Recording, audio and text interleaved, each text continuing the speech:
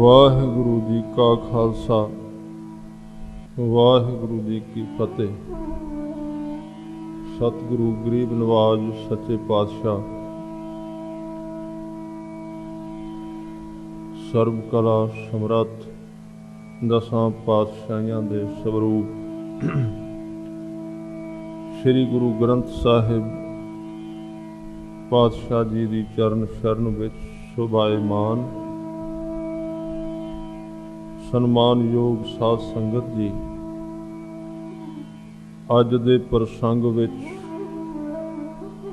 गुरु अर्जन देव पातशाह जी ने जो सुखमणी साहिब बाणी विच ये बचन उचारे हन और गुरु ग्रंथ साहिब महाराज जी दे 294 अंग ते ये 23 नंबर अष्टपदी दे अखीरले 4 अंक अज विचारांगे। जिवें कि इस अष्टपदी दे श्लोक विच ज्ञान दी चर्चा है कि ज्ञान अंजन गुर दिया, अज्ञान अंधेर बनास, हर कृपा ते संत भेटिया, नानक मन परगास। जिन्हां दियां अखां विच पूरे गुरु ने सुरमा पा दिता, सिमरन दा नाम दा सुरमा पाया, उन्हां दियां अखां खुल गईयां। वैसे भी इस जगत विच सिर्फ जो कुछ सानू दिसदा इस तो बिना भी बहुत कुछ गुरबाणी ने दस्सिया जो इन्हां खाक दियां बणियां होईयां अखां दी पकड़ विच नहीं आउंदा। इन्हां नाल जो देखीदा इहदी सीमा है, इहदी हद है, फिर इहदी व्याख्या हो सकदी है, इहनूं मिणिया जा सकदा है, इहनूं तोलिया जा सकदा है। पर जिथे इन्हां अखां तो बिना जिन्नूं हजूर कहंदे ने अखीं बाजों देखना, इन्हां तो बिना जिन्हों सतगुरु ने एक अंतरगत तीरथ मल नाओ अंदरला नेत्र दस्सिया है, जिन्हां दा ओह खुल गया उन्हां नूं जाग आ गई। ते फिर जिस दुनिया नूं असीं हुण तक वेखिया, जिस दुनिया असीं हुण तक विचरे हां ते ओहदियां व्याख्यावां सिखियां, जिस दुनिया नूं हुण तक माणिया है, भोगिया है, वेखिया है, परखिया है, जिस आदमी दी ये अख गुरु कृपा करके अंदरों खोल देंदा है ते ओहदी जिंदगी विच एक नवीं जाग आउंदी है ते ओह इस दुनिया तो बिना इत्थे ही एक नवीं दुनिया वेख, जां इउं कहो दृष्टि बदली ते सृष्टि नाल ही बदल गई। दो चीज़ां, सृष्टि दा अर्थ आ जो कुछ सानू दिस रिहा है, जिवें दी साडी दृष्टि बनदी नाल ही इह बदल गया। सारा संसार ओही, पर दृष्टि बदलण नाल संसार ही सारा बदल गया। ते दृष्टि जिन्ना चिर नहीं बदलदी, भावें उस बंदे नूं तुसीं स्वर्ग दे सुपने दवाओ, उहनूं सचखंड दी व्याख्या सुणाओ, जो मर्जी वो कह लवे मैं प्राप्त कर लिया, जिन्ना चिर दृष्टि नहीं बदलती उन्ना चिर कुछ भी नहीं बदलता। दृष्टि नूं बदलना ही धर्म की साधना है। सतगुरु ने बाणी विच इहदे ते जोर दिता है, अपनी दृष्टि नूं बदल। दृष्टि दा मतलब तेरी होंद विच तब्दीली आउणी चाहीदी, तेरी सोच बदलनी चाहीदी है।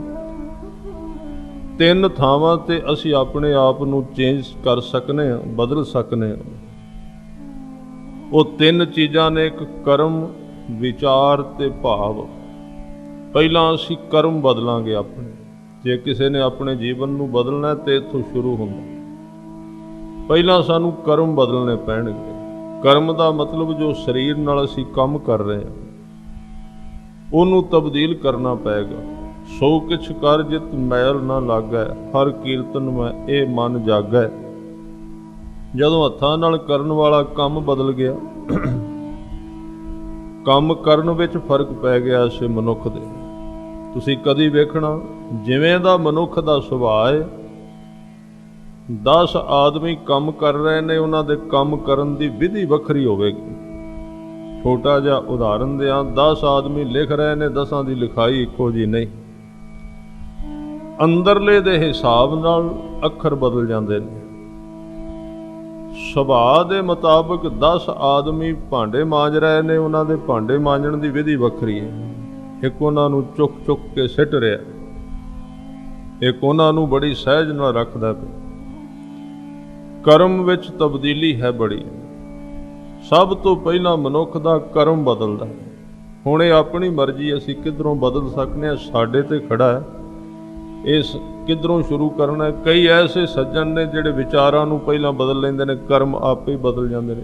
ਕਈ ਐਸੇ ਨੇ ਜਿਹੜੇ ਆਪਣੇ ਹਿਰਦੇ ਨੂੰ ਬਦਲ ਲੈਂਦੇ ਨੇ, ਵਿਚਾਰ ਆਪੇ ਬਦਲ ਜਾਂਦੇ ਨੇ, ਕਰਮ ਆਪੇ ਬਦਲ ਜਾਂਦੇ, ਜੜ ਨੂੰ ਬਦਲ ਲੈਂਦੇ ਨੇ।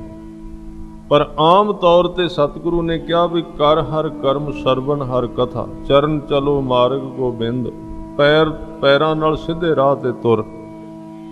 ਚਰਨ ਚਲੋ ਮਾਰਗ ਗੋਬਿੰਦ, ਮਿਟੈ ਪਾਪ ਜਪੀਐ ਹਰ ਬਿੰਦ। ਰਸਨਾ ਨਾਲ ਜਪਣਾ ਵੀ ਇੱਕ ਕਰਮ ਹੈ। ਇਹਦੇ ਨਾਲ ਨਾਮ ਜਪ, ਬਾਣੀ ਪੜ੍ਹ, ਰਸਨਾ ਨਾਲ ਸਿਮਰਨ ਕਰਨਾ ਇਹ ਇੱਕ ਕਰਮ ਹੈ। ਤੇ ਜਿਨ੍ਹਾਂ ਦੇ ਕਰਮ ਬਦਲ ਗਏ, ਉਹਨਾਂ ਦਾ ਬਹੁਤ ਕੁਝ ਬਦਲ ਗਿਆ। ਫਿਰ ਅੱਗੇ ਉਹਨਾਂ ਦੇ ਵਿਚਾਰ ਬਦਲ ਜਾਣਗੇ, ਖਿਆਲਾਂ ਵਿੱਚ ਤਬਦੀਲੀ ਆ ਜਾਏਗੀ, ਸੋਚਣੀ ਵਿੱਚ ਫਰਕ ਪੈ ਜਾਏਗਾ। ਤੇ ਜਦੋਂ ਇਹ ਦੋਵੇਂ ਚੀਜ਼ਾਂ ਬਦਲ ਗਈਆਂ, ਫਿਰ ਤੀਸਰੀ ਹੈ ਭਾਵਨਾ ਵਿੱਚ ਤਬਦੀਲੀ, ਨੀਅਤ ਵਿੱਚ, ਜੋ ਸਾਡੇ ਡੂੰਘੇ ਥਾਂ ਤੇ ਵੱਸਦੀ।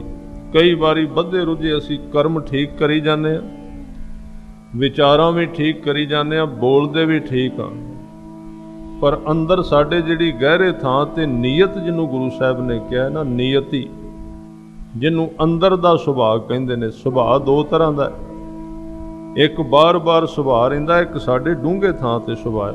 ਉਹਦੇ ਹੀ ਫਿਰ ਤਬਦੀਲੀ ਆਵੇ ਤੇ ਤਾਂ ਸਾਰਾ ਜੀਵਨ ਬਦਲਦਾ। ਇਸ ਕਰਕੇ ਇਹਨੂੰ ਬਦਲਣਾ, ਜਿਨ੍ਹਾਂ ਦੀਆਂ ਅੱਖਾਂ ਵਿੱਚ ਗਿਆਨ ਅੰਜਨ ਗੁਰ ਦੀਆ, ਗੁਰੂ ਪੂਰੇ ਨੇ ਗਿਆਨ ਦਾ ਸੁਰਮਾ ਪਾਇਆ, ਉਹਨਾਂ ਦੀ ਦ੍ਰਿਸ਼ਟੀ ਬਦਲ ਗਈ। ਤੇ ਦ੍ਰਿਸ਼ਟੀ ਬਦਲਦਿਆਂ ਸਾਰ ਜਿੱਧਰ ਉਹ ਵੇਖਦੇ ਨੇ, ਉਹ ਸਾਰਾ ਕੁਝ ਬਦਲਿਆ ਬਦਲਿਆ ਨਜ਼ਰ ਆਉਂਦਾ। ਸਤਿਗੁਰੂ ਸੱਚੇ ਪਾਤਸ਼ਾਹ ਜੀ ਬਾਣੀ ਵਿੱਚ ਇਹਦੇ ਬਹੁਤ ਹੀ ਫੈਸਲਾ ਕੁਨ ਇੱਕ ਉਦਾਹਰਨਾਂ ਦਿੰਦੇ ਨੇ। ਕਹਿੰਦੇ ਮੇਰੇ ਮਨ ਜਿਨੇ ਆਪਣਾ ਭਰਮ ਗਵਾਤਾ, ਤਿਸ ਕੈ ਭਾਣੇ ਕੋਏ ਨਾ ਭੂਲਾ, ਜਿਨ ਸਗਲੋ ਬ੍ਰਹਮ ਪਛਾਤਾ। ਦ੍ਰਿਸ਼ਟੀ ਬਦਲ ਗਈ, ਸਾਰਾ ਕੁਝ ਬਦਲ ਗਿਆ। ਹਜ਼ੂਰ ਕਹਿੰਦੇ ਸੁਖੀਏ ਕੋ ਪੇਖੈ ਸਭ ਸੁਖੀਆ, ਰੋਗੀ ਕੈ ਭਾਣੈ ਸਭ ਰੋਗੀ। ਇੱਕ ਆਦਮੀ ਸੁਖੀ ਹੈ, ਇੱਕ ਘਰ ਵਿੱਚ ਖੁਸ਼ੀ। ਉਹ ਕਹਿੰਦੇ ਚੰਦਰਮਾ ਵੀ ਖੁਸ਼ ਹੈ, ਸੂਰਜ ਵੀ ਖੁਸ਼ ਹੈ, ਸਾਰਾ ਜਗਤ ਖੁਸ਼ ਹੈ, ਕਿਉਂਕਿ ਉਹਦੇ ਅੰਦਰ ਖੁਸ਼ੀ ਹੈ। ਇੱਕ ਆਦਮੀ ਰੋਗ ਗ੍ਰਸਤ ਹੈ, ਉਹਨੂੰ ਸੂਰਜ ਚੰਦਰਮਾ ਤਾਰੇ ਸਿਆਰੇ ਧਰਤੀ ਤੁਰਦੇ ਹੋਏ ਜੀਵ ਵੀ ਰੋਗੀ ਲੱਗਦੇ ਨੇ। ਉਹਦੇ ਕਰਕੇ ਲੱਗਦੇ ਨੇ, ਉਹ ਇਸ ਤਰ੍ਹਾਂ ਦੇ ਹੈ ਨਹੀਂ, ਵੇਖਣ ਵਸਤ ਕਰਕੇ ਲੱਗਦੇ। ਇਸ ਕਰਕੇ ਸਾਹਿਬ ਕਹਿੰਦੇ ਸੁਖੀਐ ਕੋ ਪੇਖੈ ਸਭ ਸੁਖੀਆ, ਰੋਗੀ ਕੈ ਭਾਣੈ ਸਭ ਰੋਗੀ। ਕਰਨ ਕਰਾਵਣ ਹਾਰ ਸੁਆਮੀ, ਆਪਣ ਹਾਥ ਸੰਜੋਗੀ। ਇਸ ਤਰ੍ਹਾਂ ਜਿਨ੍ਹਾਂ ਦੀ ਕਹਿੰਦੇ ਦ੍ਰਿਸ਼ਟੀ ਬਦਲੀ ਨਾ, ਸੰਸਾਰ ਹੀ ਉਹਨਾਂ ਦਾ ਸਾਰਾ ਬਦਲ ਗਿਆ। ਔਰ ਮੈਂ ਇੱਕ ਦੋ ਉਦਾਹਰਨਾਂ ਹੋਰ ਦਿਆਂਗਾ ਅੱਖਰੀ ਅਰਥ ਕਰਨ ਤੋਂ ਪਹਿਲਾਂ। ਇਹ ਦੋ ਪ੍ਰਕਾਰ ਦੀ ਦੁਨੀਆ ਸਾਡੇ ਸਾਹਮਣੇ ਹੈ, ਤੇ ਇਹਦੀ ਸਮਝ ਸਾਨੂੰ ਆ ਜਾਏਗੀ ਜੇ ਇੱਕ ਉਦਾਹਰਨ ਮੈਂ ਆਪ ਜੀ ਨਾਲ ਸਾਂਝੀ ਕਰਾਂ ਤੇ ਆਪ ਜੀ ਧਿਆਨ ਨਾਲ ਸਮਝੋਗੇ। ਤੁਸੀਂ ਕਦੀ ਵੇਖਣਾ, ਜਦੋਂ ਅਸੀਂ ਜਾਗਨੇ ਆ ਤੇ ਸਾਡਾ ਇਸ ਸੰਸਾਰ ਨਾਲ ਸੰਬੰਧ ਹੁੰਦਾ ਹੈ। ਸਾਡਾ ਪਰਿਵਾਰ, ਮਿੱਤਰ, ਮਕਾਨ, ਘਰ, ਦੁਕਾਨ ਸਾਡੇ ਸਾਹਮਣੇ, ਇਸ ਜਗਤ ਵਿੱਚ ਵਿਚਰਦਾ ਸਾਡਾ ਮਨ। ਪਰ ਤੁਸੀਂ ਵੇਖਣਾ ਸ਼ਾਮ ਨੂੰ ਜਦੋਂ ਆਦਮੀ ਰਾਤ ਨੂੰ ਆਰਾਮ ਕਰਨ ਲੱਗਦਾ, ਨੀਂਦ ਆਉਂਦਿਆਂ ਸਾਰ ਇਹ ਸੰਸਾਰ ਗਿਆ, ਉਸੇ ਵੇਲੇ ਖਤਮ ਹੋ ਗਿਆ। ਨੀਂਦ ਵਿੱਚ ਗਏ, ਆਪਣਾ ਵੀ ਪਤਾ ਨਹੀਂ ਰਿਹਾ ਮੈਂ ਕੌਣ ਹਾਂ, ਮੈਂ ਕਿਹੜੇ ਪਰਿਵਾਰ ਵਿੱਚ ਹਾਂ, ਮੇਰੀ ਦੁਕਾਨ ਕਿਹੜੀ ਹੈ, ਮੈਂ ਕੌਣ ਹਾਂ, ਮੇਰਾ ਮਕਾਨ ਕਿੱਥੇ ਹੈ, ਸਭ ਗਵਾਚ ਗਏ। ਇੱਕ ਦੁਨੀਆ ਇੱਕਦਮ ਬੰਦ ਹੋ ਗਈ। ਇਹਨੂੰ ਕਹਿੰਦੇ ਨੇ ਇੱਕ ਦੁਨੀਆ ਬਦਲ ਗਈ। ਨੀਂਦ ਦੀ ਦੁਨੀਆ ਵਿੱਚ ਬੰਦਾ ਚਲਾ ਗਿਆ। ਹੁਣ ਨੀਂਦ ਵਿੱਚ ਜਾ ਕੇ ਅਗਲੀ ਦੁਨੀਆ ਚੱਲ ਪਈ, ਉੱਥੇ ਸੁਪਨੇ ਸ਼ੁਰੂ ਹੋ ਗਏ। ਇਹ ਪਰਿਵਾਰ ਪਿੱਛੇ ਰਹਿ ਗਿਆ, ਇਹ ਘਰ ਪਿੱਛੇ ਰਹਿ ਗਿਆ, ਨਵਾਂ ਘਰ ਕਿਤੇ ਜਾ ਲੱਭਿਆ। ਸੁਪਨੇ ਵਿੱਚ ਉੱਥੇ ਵਿਚਰਨ ਲੱਗ ਪਏ, ਸੁਪਨੇ ਵਿੱਚ ਉੱਥੇ ਵੇਖਣ ਲੱਗ ਪਏ। ਉਹ ਦੂਜੀ ਦੁਨੀਆ ਖੁੱਲ੍ਹ ਗਈ। ਸੁਪਨੇ ਦੇ ਅੰਦਰ ਕਈ ਕੁਝ ਵੇਖਿਆ, ਇੰਜ ਲੱਗਾ ਜਿਵੇਂ ਉਹ ਸੱਚ ਹੈ, ਤੇ ਜਿਵੇਂ ਉਹ ਸੁਪਨਾ ਸੀ ਉਹ ਸੱਚ ਲੱਗਦਾ ਸੀ, ਪਰ ਹੈ ਉਹ ਝੂਠ ਸੀ।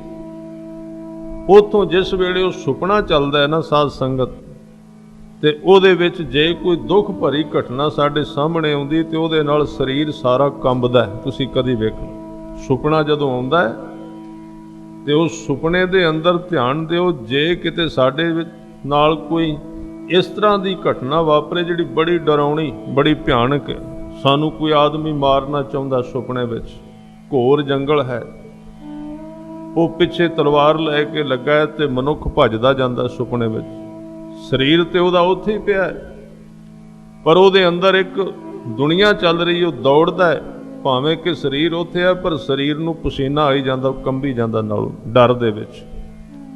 ਉਸ ਸੁਪਨੇ ਵਿੱਚ ਘਬਰਾਉਂਦਾ ਹੈ ਤੇ ਸੁਪਨੇ ਵਿੱਚ ਉਹ ਜਿੰਨਾ ਮਰਜ਼ੀ ਯਤਨ ਕਰੇ ਕਿ ਮੈਂ ਇਸ ਬੰਦੇ ਦੀ ਤਲਵਾਰ ਤੋਂ ਬਚ ਜਾਵਾਂ ਤੇ ਮੇਰੀ ਇਹਦੇ ਤੋਂ ਜਾਨ ਛੁੱਟ ਜਾਏ, ਜਿੰਨਾ ਮਰਜ਼ੀ ਸੋਚੇ, ਜਿੰਨਾ ਮਰਜ਼ੀ ਸਮਝੇ ਤੇ ਜਿੰਨਾ ਮਰਜ਼ੀ ਉਹ ਦੌੜੇ, ਸੁਪਨੇ ਵਿੱਚ ਉਹ ਛੁੱਟ ਨਹੀਂ ਸਕੇਗਾ ਕਦੇ। ਉਹਦਾ ਇੱਕੋ ਹੀ ਇਲਾਜ ਹੈ ਕਿ ਉਸ ਬੰਦੇ ਨੂੰ ਜਗਾ ਦਿੱਤਾ ਜਾਏ। ਜਿਉਂ ਹੀ ਜਾਗਦਾ ਤੇ ਉਹਦਾ ਸੁਪਨਾ ਟੁੱਟ ਗਿਆ, ਸੁਪਨਾ ਟੁੱਟਦਿਆਂ ਸਾਰ ਉਹਦਾ ਵਿਰੋਧੀ ਵੀ ਟੁੱਟ ਗਿਆ, ਨਾਲ ਹੀ ਖਤਮ ਹੋ ਗਿਆ। ਨਾ ਉੱਥੇ ਜੰਗਲ, ਨਾ ਮਾਰਨ ਵਾਲਾ, ਨਾ ਤਲਵਾਰ, ਕੁਝ ਵੀ ਨਹੀਂ ਰਿਹਾ। ਇਹ ਚੀਜ਼ਾਂ ਕਾਹਦੇ ਨਾਲ ਮਿਟੀਆਂ? ਸੁਪਨਾ ਟੁੱਟਣ ਨਾਲ, ਜਾਗ ਆਉਣ ਨਾਲ। ਜਿੱਥੇ ਅਸੀਂ ਸਾਧ ਸੰਗਤ ਜੀ ਭੱਜ ਰਹੇ ਹਾਂ ਨਾ ਜਿਸ ਦੁਨੀਆ ਵਿੱਚ, ਤੇ ਅਸੀਂ ਦੁਖੀ ਹਾਂ। ਆਮ ਤੌਰ ਤੇ ਸੰਸਾਰ ਇੱਕ ਦੂਜੇ ਤੋਂ ਦੁਖੀ, ਕੋਈ ਕਿਸੇ ਦੇ ਪਿੱਛੇ ਲੱਗਾ ਹੈ, ਕੋਈ ਕਿਸੇ ਦੇ ਪਿੱਛੇ। ਉਹ ਕਹਿੰਦਾ ਇਹਦੇ ਤੋਂ ਮੈਨੂੰ ਖਤਰਾ ਹੈ। ਅਸੀਂ ਦੌੜਦੇ ਜਾ ਰਹੇ ਹਾਂ ਤੇ ਸਾਰੀ ਉਮਰ ਹੋ ਗਈ ਸਾਨੂੰ ਇਹ ਯਤਨ ਕਰਦੇ ਹਾਂ ਵੀ ਅਸੀਂ ਆਪਣੇ ਆਪ ਨੂੰ ਸੁਰੱਖਿਅਤ ਕਰ ਲਈਏ, ਬਚਾ ਲਈਏ। ਹਰ ਇੱਕ ਆਦਮੀ ਕਾਹਦੇ ਵਾਸਤੇ ਕੰਮ ਕਰ ਰਿਹਾ? ਬਚਣ ਵਾਸਤੇ। ਅਸੀਂ ਬਚਾਅ ਦੀ ਖੋਜ ਕਰ ਰਹੇ ਹਾਂ। ਹਰ ਇੱਕ ਵਿਅਕਤੀ ਬਚਣਾ ਚਾਹੁੰਦਾ ਹੈ। ਪਹਿਲਾਂ ਆਪਣੇ ਧਨ ਨੂੰ ਬਚਾਉਣਾ ਚਾਹੁੰਦਾ ਹੈ, ਫਿਰ ਉਹ ਆਪਣੇ ਸਰੀਰ ਨੂੰ ਬਚਾਉਣਾ ਚਾਹੁੰਦਾ ਹੈ, ਫਿਰ ਉਹ ਆਪਣੀ ਇੱਜ਼ਤ ਨੂੰ, ਫਿਰ ਕਈ ਕੁਝ ਨੂੰ ਬਚਾਉਣ ਦੇ ਆਰ ਵਿੱਚ ਭੱਜਦਾ ਹੈ। ਪਰ ਸਤਿਗੁਰੂ ਸੱਚੇ ਪਾਤਸ਼ਾਹ ਜੀ ਕਹਿੰਦੇ ਤੈਨੂੰ ਇਸ ਗੱਲ ਦੀ ਸਮਝ ਨਹੀਂ, ਇਸ ਸੁਪਨੇ ਵਿੱਚ ਤੂੰ ਬਚ ਨਹੀਂ ਸਕੇਗਾ, ਇੱਥੇ ਤੇਰਾ ਦੁੱਖ ਬਣੇ ਰਹਿਣਾ। ਤੂੰ ਕਦੋਂ ਬਚੇਗਾ? ਜਿਵੇਂ ਉਹ ਸੁਪਨੇ ਵਿੱਚ ਪਿਆ ਹੋਇਆ ਵਿਅਕਤੀ ਜਾਗਿਆ ਤੇ ਜਾਗਣ ਨਾਲ ਸਾਰਾ ਜੰਗਲ, ਤਲਵਾਰ, ਆਦਮੀ ਸਭ ਕੁਝ ਉੱਡ ਗਿਆ। ਇਸ ਦਿਸ ਦੇ ਸੰਸਾਰ ਵਿੱਚ ਜਿੱਥੇ ਸਾਡਾ ਮਨ ਸੰਸਾਰ ਦੀ ਮਾਇਆ ਦੀ ਨੀਂਦ ਵਿੱਚ ਸੁੱਤਾ ਪਿਆ ਹੈ, ਜਦੋਂ ਪੂਰਾ ਗੁਰੂ ਸਾਨੂੰ ਫੜ ਕੇ ਹਿਲਾ ਕੇ ਗੁਰੂ ਕੇ ਸ਼ਬਦ ਰਾਹੀਂ ਇਹਦੇ ਵਿੱਚੋਂ ਜਗਾ ਦਿੰਦਾ ਨਾ, ਤੇ ਆਹ ਸੁਪਨਾ ਟੁੱਟ ਜਾਂਦਾ ਹੈ। ਜਿਸ ਸੁਪਨੇ ਵਿੱਚ ਹੁਣ ਅਸੀਂ ਬੈਠੇ ਹਾਂ, ਖਿਆਲ ਰੱਖ, ਹੁਣ ਵੀ ਚੱਲ ਰਿਹਾ ਸੁਪਨਾ ਜਿਹੜਾ, ਇਹਦੇ ਵਿੱਚ ਅਸੀਂ ਫਿਰ ਇਸ ਸੁਪਨੇ ਦੇ ਟੁੱਟਦਿਆਂ ਸਾਰ ਜਿਹੜਾ ਆ ਸਾਰੀ ਅਸ਼ਟਪਦੀ ਹੈ 23 ਨੰਬਰ, ਇਹ ਇੱਕ ਸੰਸਾਰਿਕ ਸੁਪਨੇ ਦੇ ਟੁੱਟੇ ਹੋਏ ਵਿਅਕਤੀ ਦੀ ਵਿਆਖਿਆ ਹੈ, ਜਿਹਦਾ ਸੰਸਾਰ ਦਾ ਸੁਪਨਾ ਟੁੱਟ ਗਿਆ, ਜਿਹਨੂੰ ਗੁਰੂ ਤੇਗ ਬਹਾਦਰ ਸਾਹਿਬ ਕਹਿੰਦੇ ਸੁਪਨੇ ਜਿਉ ਸੰਸਾਰ, ਜਿਉ ਸੁਪਨਾ ਅਰ ਪੇਖਣਾ, ਐਸੇ ਜਗ ਕੋ ਜਾਣ। ਕਹਿੰਦੇ ਮਤ ਸਮਝੀ ਕਿ ਰਾਤ ਨੂੰ ਮੰਜੇ ਤੇ ਪਿਆ ਜਿਹੜਾ ਸੁਪਨਾ ਆਉਂਦਾ ਉਹ ਹੀ ਇਕੱਲਾ ਹੈ, ਨਹੀਂ। ਵੈਸੇ ਬੰਦਾ ਦੋ ਪ੍ਰਕਾਰ ਦੇ ਸੁਪਨੇ ਪ੍ਰਤੱਖ ਰੋਜ਼ ਲੈਂਦਾ। ਮੈਂ ਥੋੜੀ ਜਿਹੀ ਇਹਦੇ ਉੱਤੇ ਬੇਨਤੀ ਕਰਦਾ, ਇੱਕ ਨੀਂਦ ਵਿੱਚ ਤੇ ਇੱਕ ਜਾਗਦਿਆਂ। ਜਿਵੇਂ ਆਪਾਂ ਇੱਥੇ ਹੁਣ ਬੈਠੇ ਹਾਂ, ਕਥਾ ਚੱਲਦੀ, ਕੀਰਤਨ ਚੱਲਦਾ, ਵਿੱਚ ਇੱਕ ਖਿਆਲ ਆ ਜਾਂਦਾ, ਸੁਪਨਾ ਆਉਂਦਾ ਇੱਕਦਮ ਘਰ ਦਾ, ਮੈਂ ਘਰ ਜਾਣਾ।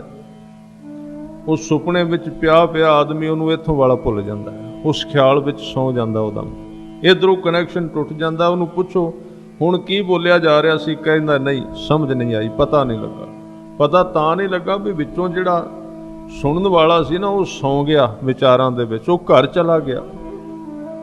ਇਸ ਸੁਪਨੇ ਨੂੰ ਤੋੜਨ ਵਾਸਤੇ ਸਾਧਨਾ, ਇੱਕ ਸੁਪਨਾ ਰਾਤ ਦਾ, ਇੱਕ ਅਸੀਂ ਜਿਹੜੇ ਖਿਆਲਾਂ ਦੇ ਵਿੱਚ ਸੁਪਨੇ ਬਣਾਉਂਦੇ ਰਹਿੰਦੇ ਹਾਂ ਸਾਰਾ ਦਿਨ, ਜਿਹਨੂੰ ਸ਼ੇਖ ਚਿੱਲੀ ਦੇ ਮਹਿਲ ਕਹਿੰਦੇ ਨੇ। ਬਣਾਈ ਜਾਣੇ, ਸੋਚੀ ਜਾਣੇ, ਢਾਈ ਜਾਣੇ, ਫਿਰ ਬਣਾਈ ਜਾਣੇ, फिर ढाई जाने। ये सारे महल असी बनाते जाने आ। ये दूजी प्रकार के सुपने ने।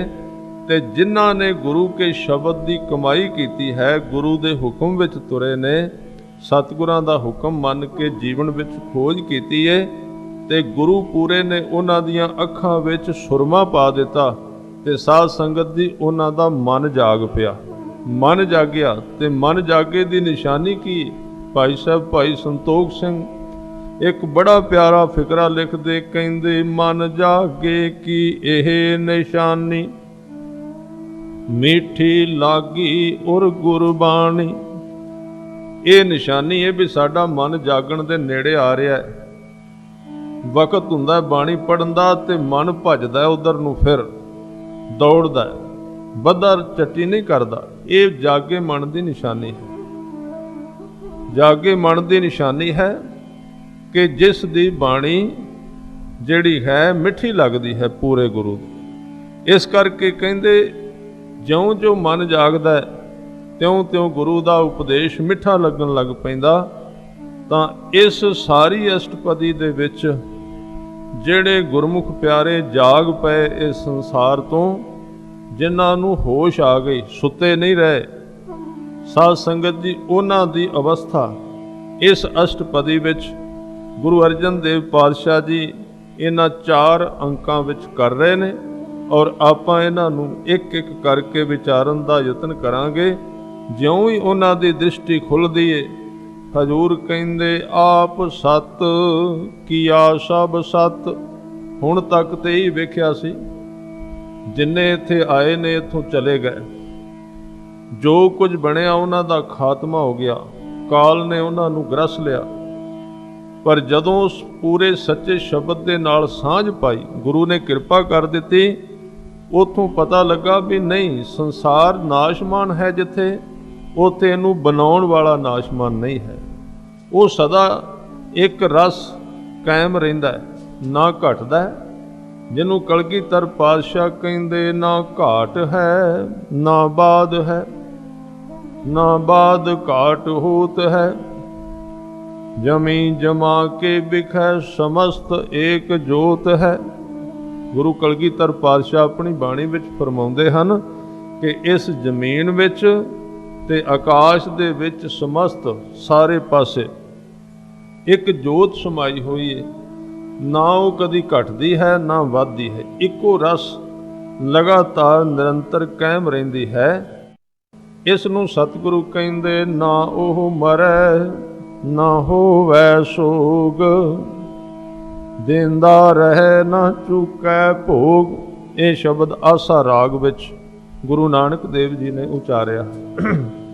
जदों गुरु नानक सच्चे पातशाह जी दे माता जी ने, माता तृप्ता जी ने, जदों कई दिन अंदर मंजे ते लेटे रहे, उठे नहीं, खाना पीना स्वीकार ना कीता, ते एक दिन अधी रात दे वक्त माता तृप्ता जी सुते नहीं, ध्यान सी पुत्र विच।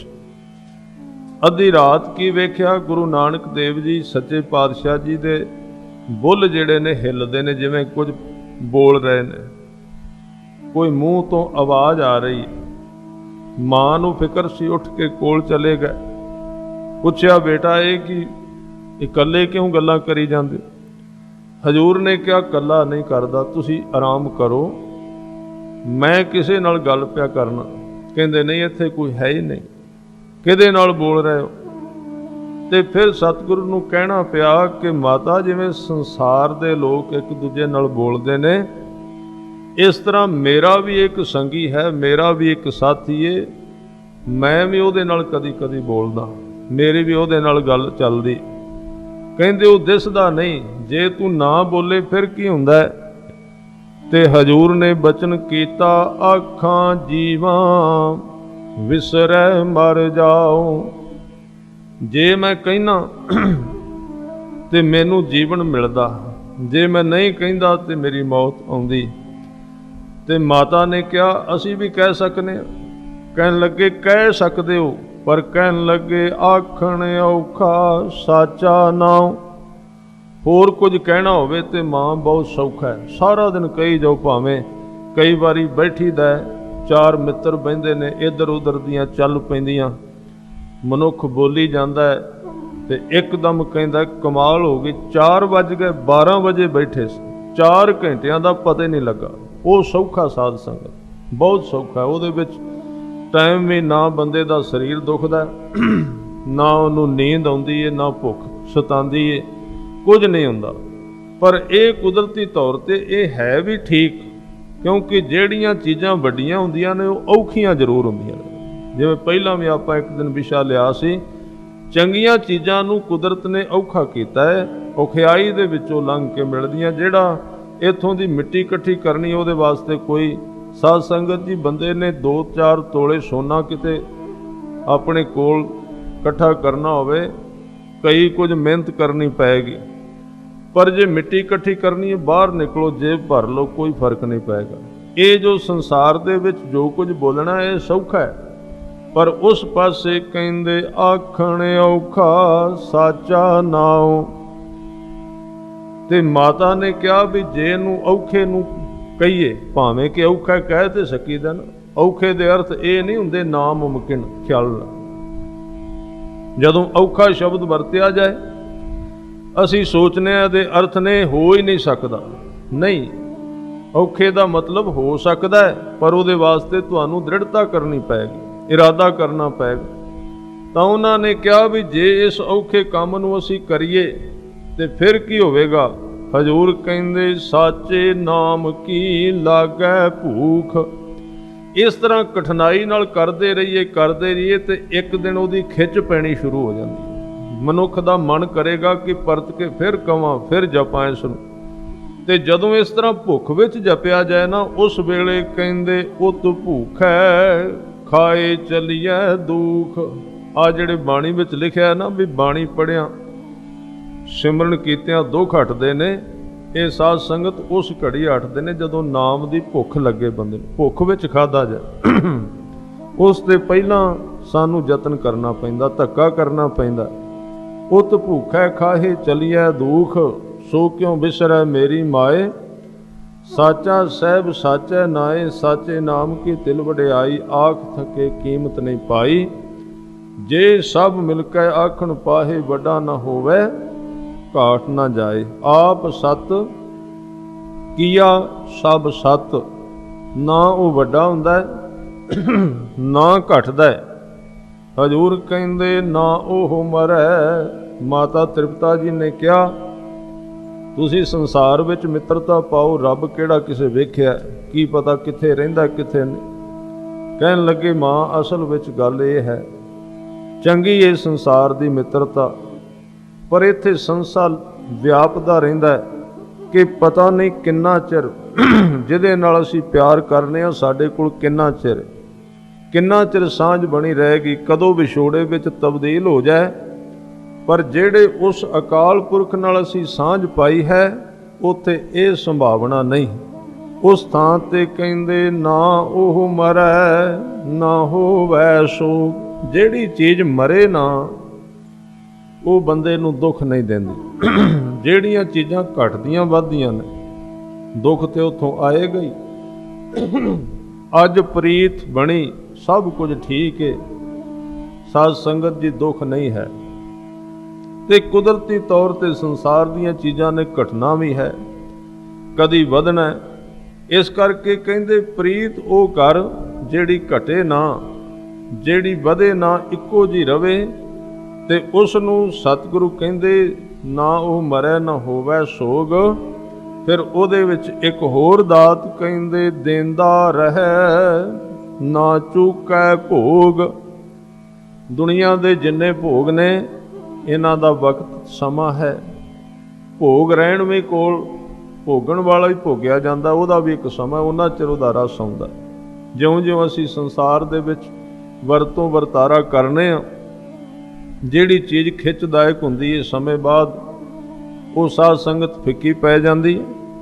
ਪਰ ਉਸ ਰੱਬ ਦੇ ਪਿਆਰ ਦਾ ਰੰਗ ਸਤਿਗੁਰੂ ਕਹਿੰਦੇ ਨਾ ਦੇਂਦਾ ਰਹਿ, ਉਹ ਦੇ ਹੀ ਜਾਂਦਾ ਹੈ, ਨਾ ਚੁਕੈ ਭੋਗ। ਫਿਰ ਕਹਿੰਦੇ ਗੁਣ ਇਹੋ ਹੋਰ ਨਾਹੀ ਕੋਈ। ਇਹ ਗੁਣ ਇਹ ਸੁਭਾਅ ਹੋਰ ਕਿਸੇ ਵਿੱਚ ਹੈ ਨਹੀਂ ਸੰਸਾਰ ਵਿੱਚ। ਨਾ ਕੋ ਹੋਵਾ ਨਾ ਕੋ ਹੋਏ। ਤੇ ਫਿਰ ਕਹਿੰਦੇ ਜੇਵੜ ਆਪ ਤੇਵੜ ਤੇਰੀ ਦਾਤ, ਜਿੰਨਾ ਵੱਡਾ ਤੂੰ ਆਪ ਹੈ, ਜਿਹੜੀਆਂ ਚੀਜ਼ਾਂ ਤੂੰ ਮਨੁੱਖ ਵਾਸਤੇ ਬਣਾਈਆਂ ਨੇ, ਜਿਹੜੀਆਂ ਚੀਜ਼ਾਂ ਪੈਦਾ ਕੀਤੀਆਂ ਉਹ ਵੀ ਛੋਟੀਆਂ ਨਹੀਂ, ਬੜੀਆਂ ਵੱਡੀਆਂ ਨੇ। ਉਹ ਵਸਤੂਆਂ ਕਿਹੜੀਆਂ ਨੇ? ਕਹਿੰਦੇ ਜਿਨ ਦਿਨ ਕਰਕੇ ਕੀਤੀ ਰਾਤ। ਜਿਨਨੇ ਮਨੁੱਖ ਵਾਸਤੇ ਦਿਨ ਵੀ ਬਣਾਇਆ ਤੇ ਰਾਤ ਬਣਾਈ। ਦੋ ਚੀਜ਼ਾਂ।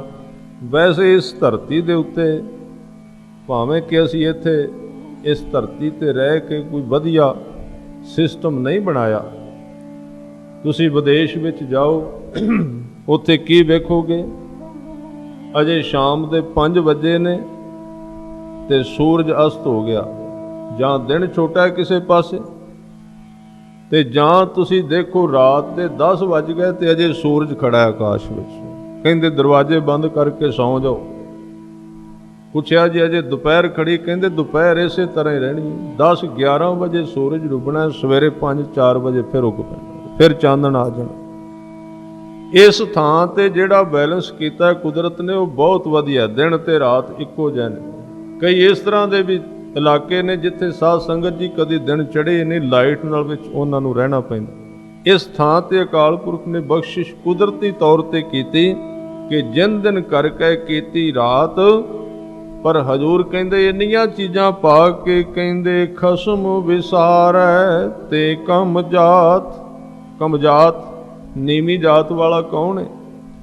ਜਿਹੜਾ ਆਪਣੇ ਇਸ ਦੇਣ ਵਾਲੇ ਖਸਮ ਨੂੰ ਭੁਲਾ ਕੇ ਜਿਉਂਦਾ ਹੈ। ਖਸਮ ਵਿਸਾਰੈ ਤੇ ਕਮ ਜਾਤ, ਨਾਨਕ ਨਾਵੈ ਬਾਜ ਸਨਾਤ। ਨੀਚ ਹੈ ਉਹ ਮਨੁੱਖ ਜਿਹੜਾ ਨਾਮ ਤੋਂ ਵਿਰਵਾ ਹੈ, ਜਿਹੜਾ ਨਾਮ ਤੋਂ ਖਾਲੀ ਹੈ। ਤਾਂ ਮੈਂ ਇਸ ਸ਼ਬਦ ਤੋਂ ਅੱਗੇ ਚਲਾ ਗਿਆ ਸੀ ਕਿ ਉਹ ਸਦਾ ਕਾਇਮ ਹੈ, ਉਹ ਸਦਾ ਸਤ ਹੈ।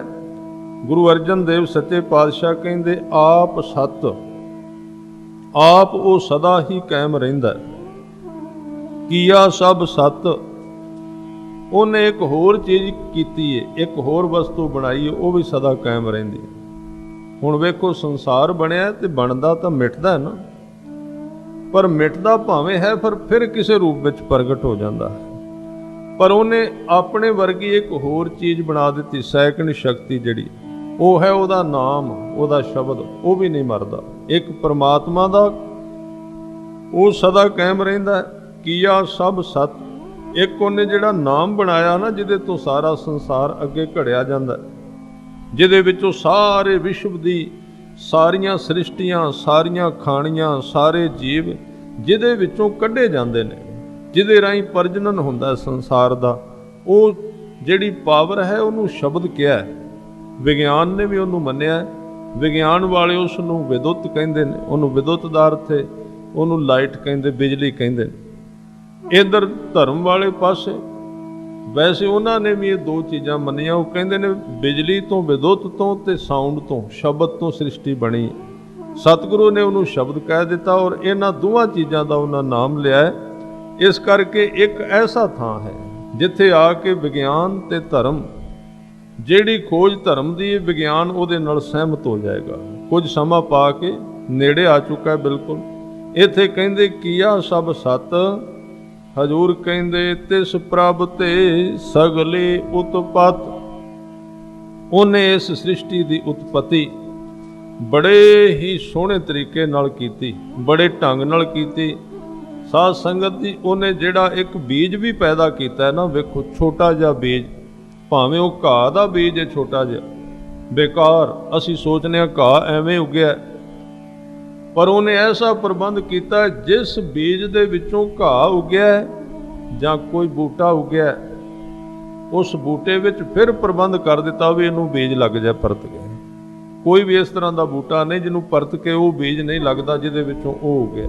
ਹੋਰ ਕਈ ਬੀਜ ਉਹਦੇ ਵਿੱਚ ਪਾ ਦਿੱਤੇ, ਫਿਰ ਉਹਨਾਂ ਬੀਜਾਂ ਦੇ ਵਿੱਚ ਹੋਰ ਕਈ ਰੁੱਖ ਪਾ ਦਿੱਤੇ, ਉਹ ਉੱਗਦੇ ਨੇ, ਫਿਰ ਉਹਨਾਂ ਵਿੱਚ ਹੋਰ ਬੀਜ। ਇਸ ਤਰ੍ਹਾਂ ਉਹਦਾ ਪਸਾਰਾ ਕਦੀ ਖਤਮ ਨਹੀਂ ਹੁੰਦਾ। 1 ਤੋਂ 2, 2 ਤੋਂ 4, ਅੱਗੇ ਕਈ ਹਜ਼ਾਰ, ਇਹ ਵਿਸਤਾਰ ਵੱਧਦੇ ਜਾਂਦਾ ਹੈ। ਇਸ ਢੰਗ ਦੇ ਨਾਲ ਉਹ ਪਸਾਰਾ ਕਰਦਾ ਹੈ। ਹਜ਼ੂਰ ਕਹਿੰਦੇ ਤਿਸ ਪ੍ਰਭ ਤੇ ਸਗਲੀ ਉਤਪਤ। ਤਿਸ ਭਾਵੈ ਤਾਂ ਕਰੇ ਵਿਸਥਾਰ। ਜੇ ਉਹ ਚਾਹੇ ਇਹਦਾ ਵਿਸਤਾਰ ਹੋਰ ਕਰੀ ਜਾਂਦਾ ਹੈ, ਜੇ ਉਹ ਚਾਹੇ ਤਿਸ ਭਾਵੈ ਤਾਂ ਏਕ ਓੰਕਾਰ, ਇਹਨੂੰ ਖਤਮ ਕਰੀ ਜਾਂਦਾ, ਨਾਲੋਂ ਨਾਲ ਬਣਾਈ ਜਾਂਦਾ। ਇਹ ਕੁਦਰਤ ਦਾ ਨਿਯਮ ਹੈ। ਦੇਖੋ ਅਸੀਂ ਸੰਸਾਰ ਵੱਲ ਵੇਖਦੇ ਹਾਂ, ਕੋਈ ਇਸ ਤਰ੍ਹਾਂ ਦਾ ਮਨੁੱਖ ਨਹੀਂ ਹੈ, ਉਹ ਇੱਕ ਅਨੋਖਾ ਪਿਤਾ ਹੈ ਜਿਹੜਾ ਇੱਕ ਪਾਸੇ ਆਪਣੀ ਔਲਾਦ ਨੂੰ ਪੈਦਾ ਕਰਦਾ, ਦੂਜੇ ਪਾਸੇ ਸਮੇਟੀ ਜਾਂਦਾ ਨਾਲੋਂ ਨਾਲ। ਕਿੰਨਾ ਵੱਡਾ ਪ੍ਰਬੰਧ ਕੀਤਾ ਉਸਨੇ। ਇਸ ਧਰਤੀ ਦੇ ਉੱਤੇ ਜਿੰਨੇ ਜਿੰਨੇ ਉਹ ਮਨੁੱਖ ਪੈਦਾ ਕਰਦਾ, ਜਿੰਨੀ ਜ਼ਰੂਰਤ ਹੈ ਉਹਨੇ ਰੱਖਦਾ, ਉਸ ਤੋਂ ਜ਼ਿਆਦਾ ਨਹੀਂ ਰਹਿਣ ਦਿੰਦਾ, ਉਹਨਾਂ ਨੂੰ ਨਾਲੋਂ ਨਾਲ ਸਮੇਟ ਦਿੰਦਾ। ਇਹ ਕਿਵੇਂ ਦਾ ਸਿਰਜਣਹਾਰ ਹੈ। ਨਹੀਂ ਤੇ ਬੰਦਾ ਜਿਹੜੀ ਇੱਕ ਚੀਜ਼ ਬਣਾਏ ਨਾ ਸਾਧ ਸੰਗਤ ਜੀ, ਇੱਕ ਕੱਪੜਾ ਵੀ ਖਰੀਦੇ, ਜਿੰਨਾ ਚਿਰ ਉਹ ਪਾਟ ਕੇ ਲੀਰਾ ਨਹੀਂ ਹੁੰਦਾ ਉਹਨੂੰ ਛੱਡਦਾ ਨਹੀਂ। ਪਰ ਰੱਬ ਨੂੰ ਕੋਈ ਪਰਵਾਹ ਨਹੀਂ, ਉਹ ਵੇਖੋ ਇੱਕ ਪਾਸੇ ਬਣਾਏਗਾ, ਜਿਹਨੂੰ ਹਜ਼ੂਰ ਕਹਿੰਦੇ ਇੱਕ ਸੰਸਾਰੀ ਇੱਕ ਭੰਡਾਰੀ, ਇੱਕ ਲਾਏ ਦੀ ਬਾਣ। ਬਣਾਈ ਵੀ ਜਾਂਦਾ, ਮਾਰੀ ਵੀ ਜਾਂਦਾ ਹੈ। ਫਿਰ ਜਦੋਂ ਕੋਈ ਇਸ ਤਰ੍ਹਾਂ ਚੜ੍ਹਾਈ ਕਰ ਜਾਏ, ਜੇ ਤੇ ਕਿਸੇ ਆਦਮੀ ਦੇ ਰਾਹੀਂ ਝਗੜੇ ਵਿੱਚ ਕੋਈ ਮਾਰਿਆ, ਜੇ ਅਸੀਂ ਕਹਿੰਦੇ ਇਹਦਾ ਪਰਚਾ ਦਿਓ ਇਹਨੇ ਮਾਰਿਆ, ਪਰ ਜੇ ਆਪਣੇ ਆਪ ਉਹ ਕੁਦਰਤੀ ਮੌਤ ਵਿੱਚ ਮਰੇ ਤੇ ਉੱਥੇ ਆਮ ਤੁਸੀਂ ਆਦਮੀ ਸੁਣੋਗੇ ਕਹਿੰਦੇ ਰੱਬ ਨੇ ਕੀਤਾ ਕੰਮ ਹੈ, ਪਰਮਾਤਮਾ ਦਾ ਕੰਮ ਹੈ, ਪਰ ਉਹਦੇ ਤੇ ਦੋਸ਼ ਕੋਈ ਨਹੀਂ ਲਾ ਸਕਦਾ। ਉਹਦਾ ਕੋਈ ਸਾਧ ਸੰਗਤ ਜੀ ਥਾਣੇ ਵਿੱਚ ਪਰਚਾ ਨਹੀਂ ਕਰਾ ਸਕਦਾ ਵੀ ਇਹਨੇ ਮਾਰਿਆ। ਉਹਦੇ ਹੱਥਾਂ ਵਿੱਚ ਇੰਨੀ ਸ਼ਕਤੀ ਹੈ, ਸਭ ਕੁਝ ਕਰਦਾ ਹੈ, ਪਰ ਉਹ ਕਿਸੇ ਦੀ ਪਕੜ ਵਿੱਚ ਨਹੀਂ ਆਉਂਦਾ। ਬਣਾਉਂਦਾ ਵੀ ਹੈ, ਪਰ ਉਹਦਾ ਮਾਰਨਾ ਕਿਸੇ ਨੂੰ ਸਾਡੇ ਵਰਗਾ ਨਹੀਂ। ਅਸੀਂ ਜਦੋਂ ਕਿਸੇ ਨੂੰ ਮਾਰਨੇ ਆ ਤੇ ਉਹਨੂੰ ਖਤਮ ਕਰਨਾ ਚਾਹੁੰਦੇ ਹਾਂ, ਕ੍ਰੋਧ ਵਿੱਚ ਆ ਕੇ ਉਹਦੀ ਹਸਤੀ ਨੂੰ ਮਿਟਾਉਣਾ ਚਾਹੁੰਦੇ ਹਾਂ। ਪਰ ਅਕਾਲ ਪੁਰਖ ਜਦੋਂ ਕਿਸੇ ਨੂੰ ਖਤਮ ਕਰਦਾ ਹੈ ਤੇ ਉਹ ਖਤਮ ਇਸ ਤਰ੍ਹਾਂ ਨਹੀਂ ਕਰਦਾ ਕਿ ਉਹਨੂੰ ਮਿਟਾ ਦੇ, ਉਹ ਪ੍ਰੇਮ ਵਿੱਚ ਮਾਰਦਾ ਮਨੁੱਖ ਨੂੰ। ਪ੍ਰੇਮ ਵਿੱਚ ਆ ਕੇ ਪੁਰਾਣੇ ਸਰੀਰ ਨੂੰ ਤੋੜਦਾ ਹੈ ਤੇ ਫਿਰ ਨਵਾਂ ਸਰੀਰ ਨੂੰ ਬਖਸ਼ਿਸ਼ ਕਰ ਦਿੰਦਾ, ਅੱਗੋਂ ਫਿਰ ਉਹਨੂੰ ਥਾਂ ਦੇ ਦਿੰਦਾ। ਕਰਮੀ ਆਵੇ ਕੱਪੜਾ ਨਦਰੀ ਮੋਖ ਦੁਆਰ। ਇਸ ਤਰ੍ਹਾਂ ਦਾ ਉਹਦਾ ਸਿਸਟਮ ਸ੍ਰਿਸ਼ਟੀ ਦਾ ਹੈ, ਜੋ ਉਹ ਪੈਦਾ ਕਰਦਾ ਬਣਾਉਂਦਾ ਹੈ, ਇਸ ਤਰ੍ਹਾਂ ਵਿਸਤਾਰ ਕਰਦਾ ਹੈ। ਜੇ ਚਾਹੇ ਤੇ ਵਧਾਈ ਜਾਂਦਾ ਹੈ, ਚਾਹੇ ਤੇ ਮਿਟਾਈ ਜਾਂਦਾ ਹੈ। ਔਰ ਇਹ ਵੀ ਇੱਕ ਸਚਾਈ ਹੈ ਕਿ ਵਿਗਿਆਨ ਦੇ ਖੇਤਰ ਵਿੱਚ ਜਿਹੜੀ ਮਨੁੱਖੀ ਮੌਤ ਨੂੰ ਰੋਕਣ ਦੇ ਯਤਨ ਕੀਤੇ ਗਏ ਨੇ, ਇਹ ਕੁਦਰਤ ਦੇ ਬਿਲਕੁਲ ਉਲਟ ਨੇ। ਭਾਵੇਂ ਕਿ ਚੱਲਦਾ ਸਾਰਾ ਕੁਝ ਮੈਡੀਕਲ ਸਾਇੰਸ ਦੇ ਵਿੱਚ, ਕੁਦਰਤ ਇਹਦੇ ਨਾਲ ਸਹਿਮਤ ਨਹੀਂ, ਕਿਉਂਕਿ ਕੁਦਰਤ ਨੇ ਇਸ ਧਰਤੀ ਤੇ ਉਨੇ ਹੀ ਸਰੀਰ ਰਹਿਣ ਦੇਣੇ ਨੇ ਜਿੰਨੇ ਇੱਥੇ ਰਹਿਣ ਦੇ ਲਾਇਕ ਇਹ ਧਰਤੀ ਹੈ। ਜਦੋਂ ਉਹਦੇ ਤੋਂ ਵਧਣ ਲੱਗਣਗੇ, ਜਿੰਨੇ ਮਰਜ਼ੀ ਅਸੀਂ ਰੋਗਾਂ ਦੀਆਂ ਦਵਾਈਆਂ ਲੱਭ ਲਈ, ਉਹਨੇ ਕੋਈ ਨਾ ਕੋਈ ਹੋਰ ਪੈਦਾ ਕਰ ਦੇਣਾ, ਜਾਂ ਕੋਈ ਇਸ ਤਰ੍ਹਾਂ ਦੀ ਵੱਡੀ ਲੜਾਈ ਲੱਗ ਜਾਏਗੀ, ਉਹਨੇ ਉਨੇ ਹੀ ਸਰੀਰ ਰਹਿਣ ਦੇਣੇ ਨੇ। ਔਰ ਇਹ ਵੀ ਇੱਕ ਹੈਰਾਨੀ ਦੀ ਘਟਨਾ ਹੈ ਕਿ ਇਸ ਧਰਤੀ ਦੇ ਉੱਤੇ ਇੱਕੋ ਵਕਤ ਨਰ ਤੇ ਮਾਦਾ ਦੀ ਗਿਣਤੀ ਜਿਹੜੀ ਹੈ ਬਰਾਬਰ ਰਹਿੰਦੀ। ਜਿੰਨੀਆਂ ਜੂਨਾਂ ਨੇ, ਭਾਵੇਂ ਤੁਸੀਂ ਜੰਗਲੀ ਜਾਨਵਰਾਂ ਵਿੱਚ ਜਾਓ, ਉੱਥੇ ਨਰ ਜਾਤੀ ਤੇ ਮਾਦਾ ਦੀ ਗਿਣਤੀ ਬਰਾਬਰ ਹੈ, ਥੋੜੇ ਜਿਹੇ ਫਰਕ ਦੇ ਨਾਲ। ਜੇ ਮਨੁੱਖ ਨੂੰ ਇੱਧਰ ਤੁਸੀਂ ਵੇਖੋ ਤੇ ਮਨੁੱਖੀ ਕਾਇਨਾਤ ਦੇ ਵਿੱਚ ਇਹ ਵੇਖਿਆ ਜਾਂਦਾ ਹੈ ਕਿ ਇੱਥੇ ਵੀ ਮਨੁੱਖ ਤੇ ਇਸਤਰੀ ਦੀ ਗਿਣਤੀ ਜਿਹੜੀ ਕੁਦਰਤ ਤਕਰੀਬਨ ਬਰਾਬਰ ਰੱਖਦੀ ਹੈ। ਭਾਵੇਂ ਕਿ ਮਨੁੱਖ ਯਤਨ ਕਰ ਰਿਹਾ ਵੀ ਲੜਕੀਆਂ ਨੂੰ ਮਾਰ ਕੇ ਖਤਮ ਕਰਕੇ ਨਸ਼ਟ ਕਰ ਦਿੱਤਾ ਜਾਏ, ਜਾਂ ਹੋਰ ਕਈ ਤਰੀਕੇ ਵਰਤਦਾ ਵੀ ਇਸ ਤਰ੍ਹਾਂ ਇਹ ਗਿਣਤੀ ਇੱਥੇ ਇੰਨੀ ਰਹਿਣੀ ਚਾਹੀਦੀ। ਇਸ ਕਾਰਨ ਕਰਕੇ ਸਾਰਾ ਕੁਝ ਜਿਹੜਾ ਬੈਲੈਂਸ ਖਰਾਬ ਹੁੰਦਾ ਹੈ। ਉਹ ਅਕਾਲ ਪੁਰਖ ਬੜਾ ਸਿਆਣਾ ਹੈ, ਬਹੁਤ ਵੱਡਾ ਸਿਰਜਣਹਾਰ ਹੈ, ਔਰ ਸਾਰੀਆਂ ਚੀਜ਼ਾਂ ਨੂੰ ਬੜਾ ਸੋਚ ਸਮਝ ਕੇ ਬਣਾਉਂਦਾ ਹੈ। ਹਜ਼ੂਰ ਕਹਿੰਦੇ ਤਿਸ ਭਾਵੈ ਤਾਂ ਕਰੇ ਵਿਸਥਾਰ, ਤਿਸ ਭਾਵੈ ਤਾਂ ਏਕ ਓੰਕਾਰ। ਜੇ ਉਹ ਚਾਹੇ ਤੇ ਫਿਰ ਆਪਣੇ ਵਿੱਚ ਸਾਰਿਆਂ ਨੂੰ ਇਕੱਠਾ ਕਰ ਲੈਂਦਾ। ਅਨੇਕ ਕਲਾ ਲਖੀ ਨਹਿ ਜਾਏ, ਜਿਸ ਭਾਵੈ ਤਿਸ ਲਏ ਮਿਲਾਏ। ਇਸ ਸ੍ਰਿਸ਼ਟੀ ਦੇ ਵਿੱਚ ਜੇ ਉਹ ਚਾਹੇ ਤੇ ਕਿਸੇ ਨੂੰ ਮਿਲਾ ਲੈਂਦਾ। ਉਹਦੀ ਕਲਾ ਦਾ ਕੋਈ ਅੰਤ ਨਹੀਂ। ਕਿੰਨੀ ਪ੍ਰਕਾਰ ਦੀ ਉਹਦੀ ਕਲਾ, ਕਿੰਨੀ ਪ੍ਰਕਾਰ ਦੀ ਉਹਦੀ ਸਾਇੰਸ ਹੈ। ਸਾਰੇ ਸੰਸਾਰ ਨੂੰ ਸੰਭਾਲਣ ਵਾਸਤੇ ਉਹ ਕਿੰਨੀ ਪ੍ਰਕਾਰ ਦੀ ਕਲਾ ਖੇਡਦਾ, ਇਹਦਾ ਕੋਈ ਅੰਤ ਨਹੀਂ। ਔਰ ਜੇ ਕਿਸੇ ਨੂੰ ਉਹ ਚਾਹੇ ਤੇ ਗੁਰੂ ਕੇ ਸ਼ਬਦ ਦੀ ਦਾਤ ਰਾਹੀਂ ਪਰਤ ਕੇ ਆਪਣੇ ਆਪ ਵਿੱਚ ਮਿਲਾ ਲੈਂਦਾ ਹੈ। ਹਜ਼ੂਰ ਕਹਿੰਦੇ ਕਵਨ ਨਿਕਟ ਕਵਨ ਕਹੀਐ ਦੂਰ, ਆਪੇ ਆਪ ਭਰਪੂਰ। ਉਹਨੂੰ ਦੂਰ ਵੀ ਨਹੀਂ ਕਿਹਾ ਜਾ ਸਕਦਾ, ਕਿਉਂਕਿ ਹਰ ਇੱਕ ਦੇ ਵਿੱਚ ਵਰਤ ਰਿਹਾ, ਸਾਰਿਆਂ ਦੇ ਵਿੱਚ ਸਵਾਸ ਬਣ ਕੇ ਵਿਚਰ ਰਿਹਾ। ਉਹਨੂੰ ਆਪਾਂ ਦੂਰ ਨਹੀਂ ਕਹਿ ਸਕਦੇ, ਪਰ ਉਹਨੂੰ ਆਪਾਂ ਨੇੜੇ ਵੀ ਨਹੀਂ ਕਹਿ ਸਕਦੇ, ਕਿਉਂਕਿ ਕਿਸੇ ਨੂੰ ਨਜ਼ਰ ਨਹੀਂ ਆਉਂਦਾ। ਇਹ ਉਹਦੀ ਕਲਾ ਹੈ, ਉਹਦੀ ਖੇਡ ਹੈ। ਕਵਨ ਨਿਕਟ ਕਵਨ ਕਹੀਏ ਦੂਰ, ਆਪੇ ਆਪ ਭਰਪੂਰ, ਅੰਤਰਗਤ ਜਿਸ ਆਪ ਜਨਾਏ।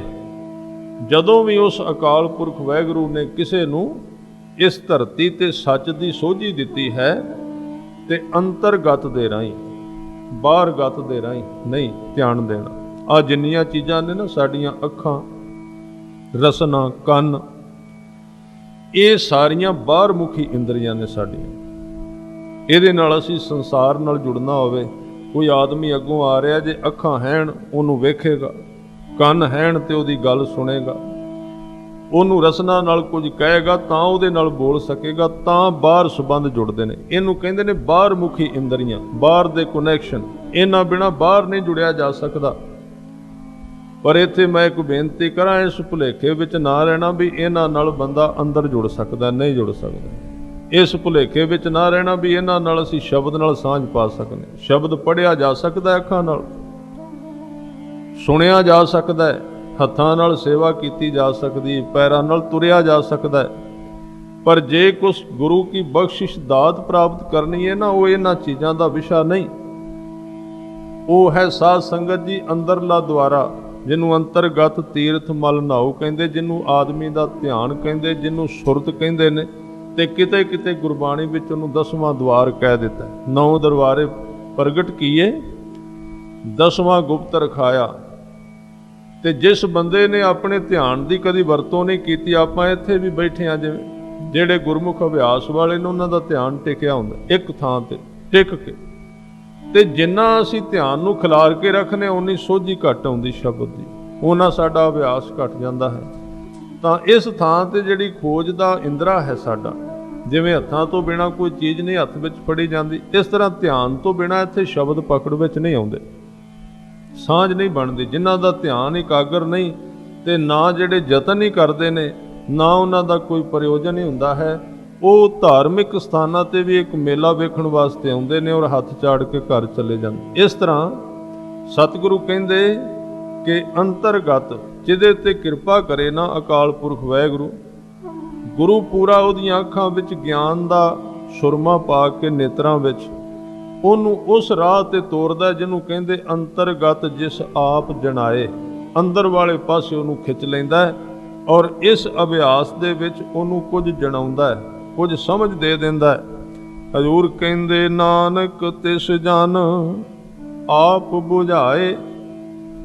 ਤੇ ਉਸ ਧਿਆਨ ਦੇ ਰਾਹੀਂ, ਉਸ ਅੰਤਰਗਤ ਦੇ ਰਾਹੀਂ ਜੋ ਕੁਝ ਬੁੱਝਿਆ ਜਾਂਦਾ ਹੈ, ਉਹ ਪੂਰੇ ਗੁਰੂ ਦੁਆਰਾ ਹੀ ਸਮਝਾਇਆ ਜਾਂਦਾ ਹੈ। ਉੱਥੇ ਆਪ ਮਨੁੱਖ ਨਹੀਂ ਸਮਝ ਸਕਦੇ, ਕਿਉਂਕਿ ਉਹ ਦੁਨੀਆ ਵੇਖਣ ਵਿੱਚ ਨਹੀਂ ਆਉਂਦੀ, ਉਹ ਸਾਰੀ ਅਗੋਚਰ ਹੈ, ਦ੍ਰਿਸ਼ਟੀਹੀਨ, ਦ੍ਰਿਸ਼ਟੀ ਤੋਂ ਬਿਨਾਂ ਹੈ।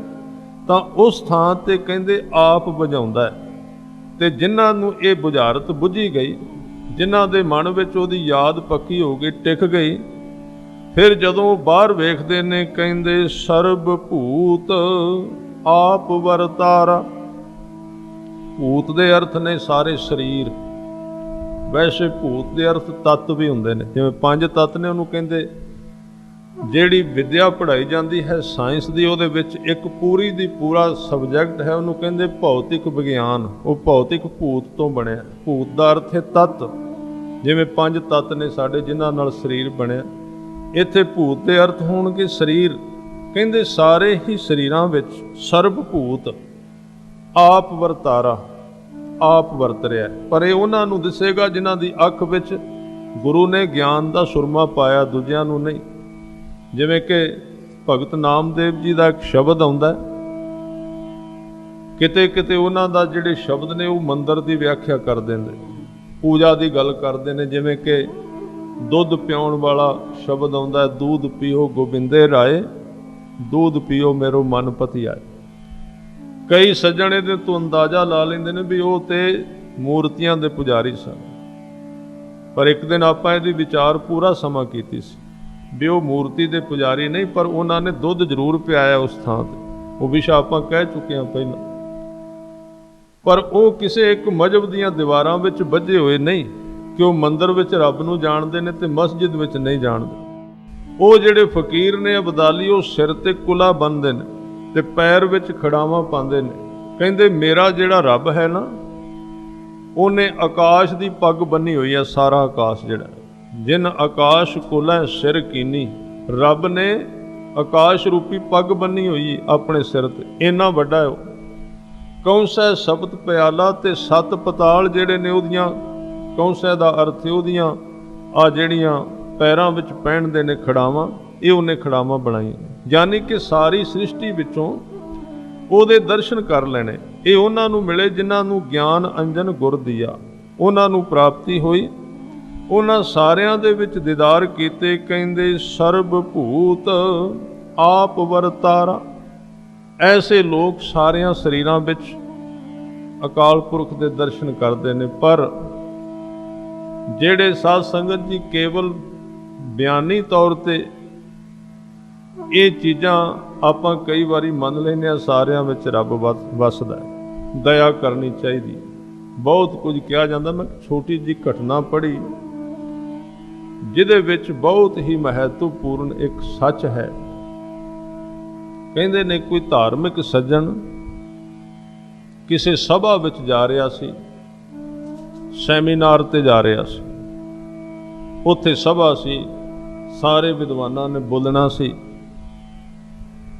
ਉਹਨੂੰ ਵੀ ਆਪਣਾ ਪਰਚਾ ਮਿਲਿਆ ਸੀ ਵੀ ਤੂੰ ਬੋਲਣਾ ਦਇਆ ਤੇ, ਜੀ ਦਇਆ ਪ੍ਰਵਾਨ। ਕਿਸੇ ਨੇ ਕ੍ਰੋਧ ਤੇ ਬੋਲਣਾ ਸੀ, ਕਿਸੇ ਨੇ ਹੋਰ ਕਿਸੇ ਵਿਸ਼ੇ। ਉਹਨੇ ਬੋਲਣਾ ਸੀ ਵੀ ਦਇਆ ਕੀ ਹੁੰਦੀ, ਦਇਆ ਕਿਵੇਂ ਕਰੀਦੀ ਹੈ। ਹੁਣ ਉਹ ਦਇਆ ਵਾਲਾ ਪਰਚਾ ਬਣਾਉਂਦਾ ਰਿਹਾ, ਲਿਖਦਾ ਰਿਹਾ ਇਕੱਠਾ ਕਰਕੇ। ਦਇਆ ਵਾਲਾ ਪਰਚਾ ਉਹਨੇ ਪਹਿਲਾਂ ਬਣਾਇਆ, ਫਿਰ ਉਹਨੂੰ ਪੜ੍ਹਿਆ, ਚੰਗੀ ਤਰ੍ਹਾਂ ਯਾਦ ਕੀਤਾ ਵੀ ਜਾ ਕੇ ਸੁਣਾਉਣਾ। ਤੇ ਬੜੀ ਕਾਹਲੀ ਨਾਲ ਤੁਰਦਾ ਜਾ ਰਿਹਾ ਸੀ। ਤੁਰਦਾ ਜਾਂਦਾ ਰਾਹ ਵਿੱਚ ਕੀ ਵੇਖਦਾ ਹੈ ਵੀ ਇੱਕ ਆਦਮੀ ਸੜਕ ਦੇ ਕੰਢੇ ਤੇ ਥੋੜਾ ਜਿਹਾ ਸਰੀਰ ਕਰਕੇ ਕਮਜ਼ੋਰ ਹੈ, ਬਜ਼ੁਰਗ ਹੈ ਤੇ ਬਿਮਾਰ। ਉਹ ਵਿਚਾਰਾ ਬੈਠਾ ਹੋਇਆ ਤੇ ਉਹ ਜਿਹੜਾ ਕੋਲੋਂ ਲੰਘਦਾ ਉਹਨੂੰ ਕਹਿੰਦਾ ਮੈਨੂੰ ਪਾਣੀ ਪਿਆ ਦਿਓ, ਪਾਣੀ। ਪਰ ਕੋਈ ਉਹਦੀ ਸੁਣਦਾ ਨਹੀਂ। ਇਹ ਵੀ ਕੋਲੋਂ ਲੰਘਣ ਲੱਗਾ, ਇਹਦੀ ਉਹਨੇ ਬਾਂਹ ਫੜ ਲਈ ਉੱਠ। ਕਹਿੰਦੇ ਤੂੰ ਮੈਨੂੰ ਚੰਗਾ ਆਦਮੀ ਲੱਗਣਾ, ਤੇਰੇ ਹੱਥ ਵਿੱਚ ਆ ਕਿਤਾਬ ਵੀ ਹੈ, ਇੱਕ ਧਾਰਮਿਕ ਬੰਦਾ ਲੱਗਣਾ ਤੂੰ। ਤੈਨੂੰ ਪਤਾ, ਤੂੰ ਮੇਰੇ ਤੇ ਤਰਸ ਕਰ, ਮੇਰੇ ਤੇ ਦਇਆ ਕਰ, ਮੈਨੂੰ ਪਾਣੀ ਲਿਆ ਕੇ ਕਿਤੋਂ ਪਿਆ। ਮੈਂ ਬਿਮਾਰ ਆਦਮੀ ਆ, ਤੁਰ ਨਹੀਂ ਸਕਦਾ, ਸਾਈਡ ਤੇ ਗਰਮੀ ਨਾਲ ਬੈਠਾ। ਜਦੋਂ ਉਹਨੇ ਬਾਂਹ ਫੜੀ ਨਾ ਇਸ ਆਦਮੀ ਦੀ, ਇਹਦੇ ਹੱਥ ਵਿੱਚ ਉਹ ਕਾਪੀ ਸੀ ਜਿਹਦੇ ਉੱਤੇ ਦਇਆ ਦਾ ਕਨਸੈਪਟ ਲਿਖਿਆ ਹੋਇਆ ਸੀ, ਦਇਆ ਕੀ ਹੁੰਦੀ, ਉਹਦੇ ਤੇ ਬੋਲਣਾ ਸੀ।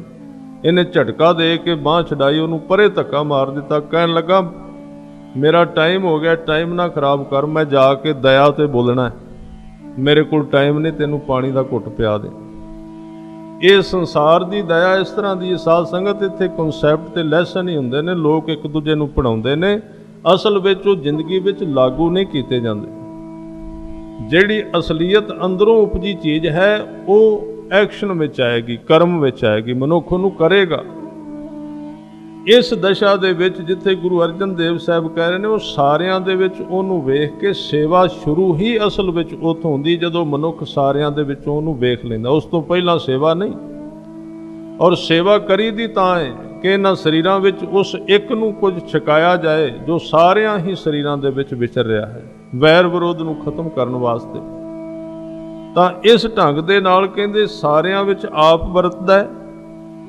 ਇਸ ਤੋਂ ਅੱਗੇ ਕਹਿੰਦੇ ਸਰਬ ਨੈਣ ਆਪ ਵੇਖਣ ਹਾਰਾ। ਉਹਨਾਂ ਜਿੰਨੀਆਂ ਅੱਖਾਂ ਨੇ ਸਾਡੀਆਂ, ਹਜ਼ਾਰਾਂ ਅੱਖਾਂ, ਉਹ ਇੱਕ ਹੀ ਸਾਰਿਆਂ ਵਿੱਚੋਂ ਵੇਖ ਰਿਹਾ ਹੈ। ਇਸ ਕਰਕੇ ਜਿੰਨੀਆਂ ਤਸਵੀਰਾਂ ਅਸੀਂ ਵੇਖਦੇ ਹਾਂ, ਇਹਨਾਂ ਦਾ ਉਹਨੂੰ ਪਤਾ ਲੱਗ ਜਾਂਦਾ ਵੀ ਇਹਨੇ ਕੀ ਵੇਖਿਆ। ਇਹਨਾਂ ਅੱਖਾਂ ਵਿੱਚੋਂ ਵੇਖ ਰਿਹਾ, ਸਾਡੀ ਅੱਖ ਵਿੱਚੋਂ ਵੀ ਉਹ ਵੇਖ ਰਿਹਾ। ਬਸ ਉਸੇ ਨੂੰ ਬ੍ਰਹਮ ਗਿਆਨੀ ਕਹਿੰਦੇ ਨੇ, ਜਿਹੜਾ ਆਪਣੀ ਅੱਖ ਰਾਹੀਂ ਵੇਖਦਾ ਵੀ ਏ ਤੇ ਨਾਲ ਇਹ ਵੀ ਵੇਖ ਲੈਂਦਾ ਵੀ ਮੇਰੇ ਰਾਹੀਂ ਉਹ ਵੇਖ ਰਿਹਾ ਹੈ। ਇੰਨਾ ਨੇੜਿਓਂ ਉਹਨੂੰ ਪਕੜ ਲੈਂਦਾ, ਉਹਨੂੰ ਕਹਿੰਦੇ ਨੇ ਜਾਗਿਆ ਹੋਇਆ ਮਨੁੱਖ। ਨੇਤਰ ਰਾਹੀਂ ਵੇਂਦਾ ਹੈ ਤੇ ਉਹਨੂੰ ਆਪਣੀਆਂ ਨੇਤਰਾਂ ਵਿੱਚੋਂ ਪਹਿਚਾਨ ਲੈਂਦਾ। ਕਹਿੰਦੇ ਸਾਰੀਆਂ ਅੱਖਾਂ ਵਿੱਚ ਉਸ ਇੱਕ ਦਾ ਹੀ ਜਲਵਾ ਹੈ, ਇੱਕ ਹੀ ਨਜ਼ਰ ਹੈ, ਇੱਕ ਦੀ ਦ੍ਰਿਸ਼ਟੀ ਹੈ। ਹਜ਼ੂਰ ਕਹਿੰਦੇ ਸਰਬ ਨੈਣ ਆਪ ਪੇਖਣ ਹਾਰਾ, ਸਗਲ ਸਮਗਰੀ ਜਾਂ ਕਾ ਤਨਾ। ਸਮਗਰੀ ਦੇ ਅਰਥ ਕੀ ਨੇ? ਵੈਸੇ ਸਮਗਰ ਸ਼ਬਦ ਦੇ ਅਰਥ ਹੁੰਦੇ ਨੇ ਜਦੋਂ ਸਾਰੀਆਂ ਚੀਜ਼ਾਂ ਨੂੰ ਇੱਕੋ ਥਾਂ ਤੇ ਬਿਆਨ ਕਰਨਾ ਹੋਵੇ, ਉਹਨੂੰ ਕਹਿੰਦੇ ਸਮਗਰ, ਸਾਰਾ। ਜਿਵੇਂ ਆਪਾਂ ਰਸੋਈ ਦੇ ਵਿੱਚ ਕਹਿੰਦੇ ਆ ਵੀ ਭੋਜਨ ਪਕਾਉਣ ਦੀ ਸਮਗਰ ਇੱਥੇ ਆ ਗਈ, ਸਾਰਾ ਕੁਝ ਆ ਗਿਆ, ਜਿੰਨਾ ਕੁਝ ਚਾਹੀਦਾ ਉਹਨੂੰ ਕਹਿੰਦੇ ਨੇ ਸਮਗਰੀ। ਜਿਵੇਂ ਕਿ ਇਸ ਬਾਣੀ ਵਿੱਚ ਵਾਰ-ਵਾਰ ਸ਼ਬਦ ਆਏਗਾ, ਗੁਰੂ ਗ੍ਰੰਥ ਸਾਹਿਬ ਵਿੱਚ ਸ਼ਬਦ ਬਹੁਤ ਆਉਂਦੇ, ਸਗਲ ਸਮਗਰੀ ਤੁਮਰੇ ਸੂਤਰ ਧਾਰੀ। ਇਹਨਾਂ ਸ਼ਬਦਾਂ ਦੇ ਜੇ ਥੋੜ੍ਹੇ ਜਿਹਾ ਵੀ ਆਪਾਂ ਧਿਆਨ ਦਈਏ ਤੇ ਬਾਣੀ ਪੜ੍ਹਨ ਦਾ ਜਿਹੜਾ ਰਸ ਉਹ ਵੱਧ ਜਾਂਦਾ, ਕਿਉਂਕਿ ਸਮਝ ਆਉਣ ਨਾਲ ਹੋਰ ਇਹ ਗਹਿਰਾ ਹੁੰਦਾ। ਕਹਿੰਦੇ ਨੇ ਆ ਜਿੰਨਾ ਸੰਸਾਰ ਦਿਸ ਰਿਹਾ ਨਾ, ਧਰਤੀ ਆਕਾਸ਼, ਇਹ ਉਹਦਾ ਸਰੀਰ ਹੈ। ਹੁਣ ਗੁਰੂ ਗ੍ਰੰਥ ਸਾਹਿਬ ਜੀ ਦੀ ਬਾਣੀ ਵਿੱਚ ਉਹਦੇ ਸਰੀਰ ਦੀ ਪਰਿਭਾਸ਼ਾ ਸਤਿਗੁਰੂ ਨੇ ਇੱਥੇ ਕਰ ਦਿੱਤੀ। ਰੱਬ ਦਾ ਸਰੀਰ ਕਿਹੜਾ ਹੈ? ਆ ਸਾਰੀ ਸ੍ਰਿਸ਼ਟੀ, ਸਾਰੀ ਕਾਇਨਾਤ, ਸਗਲ ਸਮਗਰੀ ਜਾਂ ਕਾ ਤਨਾ। ਫਿਰ ਕਹਿੰਦੇ ਆਪਨ ਜਸ ਆਪ ਹੀ ਸੁਣਾ। ਧਿਆਨ ਦਿਓ, ਆਪ ਜੀ ਸੁਣ ਰਹੇ ਹੋ। ਹਜ਼ੂਰ ਕਹਿੰਦੇ ਨੇ ਸਰੋਤ ਦੇ ਨੇੜੇ ਜਾਓ, ਉਹ ਵਿੱਚ ਸੁਣ ਰਿਹਾ। ਆਪਨ ਜਸ ਆਪ ਹੀ ਸੁਣਾ। ਉਹ ਸਰੋਤ ਦੇ ਰਾਹੀਂ ਬੈਠਾ ਹੋਇਆ ਬਿਲਕੁਲ ਨੇੜੇ, ਪਰ ਸਾਨੂੰ ਉਹਦੀ ਖਬਰ ਨਹੀਂ ਪੈਂਦੀ ਕਿਉਂਕਿ ਅਸੀਂ ਉਹਦੇ ਵਿੱਚ ਖੁੱਭ ਜਾਂਦੇ। ਉਹ ਸਾਡੇ ਰਾਹੀਂ ਸੁਣ ਰਿਹਾ ਹੈ, ਔਰ ਇਹ ਅਭਿਆਸ ਕਰਨ ਦੇ ਨਾਲ ਵਿੱਚੋਂ ਮੈਂ ਟੁੱਟ ਜਾਏਗੀ ਵੀ ਮੈਂ ਕਿਹੜਾ ਸੁਣ ਰਿਹਾ, ਉਹ ਹੀ ਸੁਣ ਰਿਹਾ ਹੈ। ਇਹ ਹੈ ਔਖਾ, ਇੰਨੀ ਜਲਦੀ ਇਹ ਪੱਕਦਾ ਨਹੀਂ।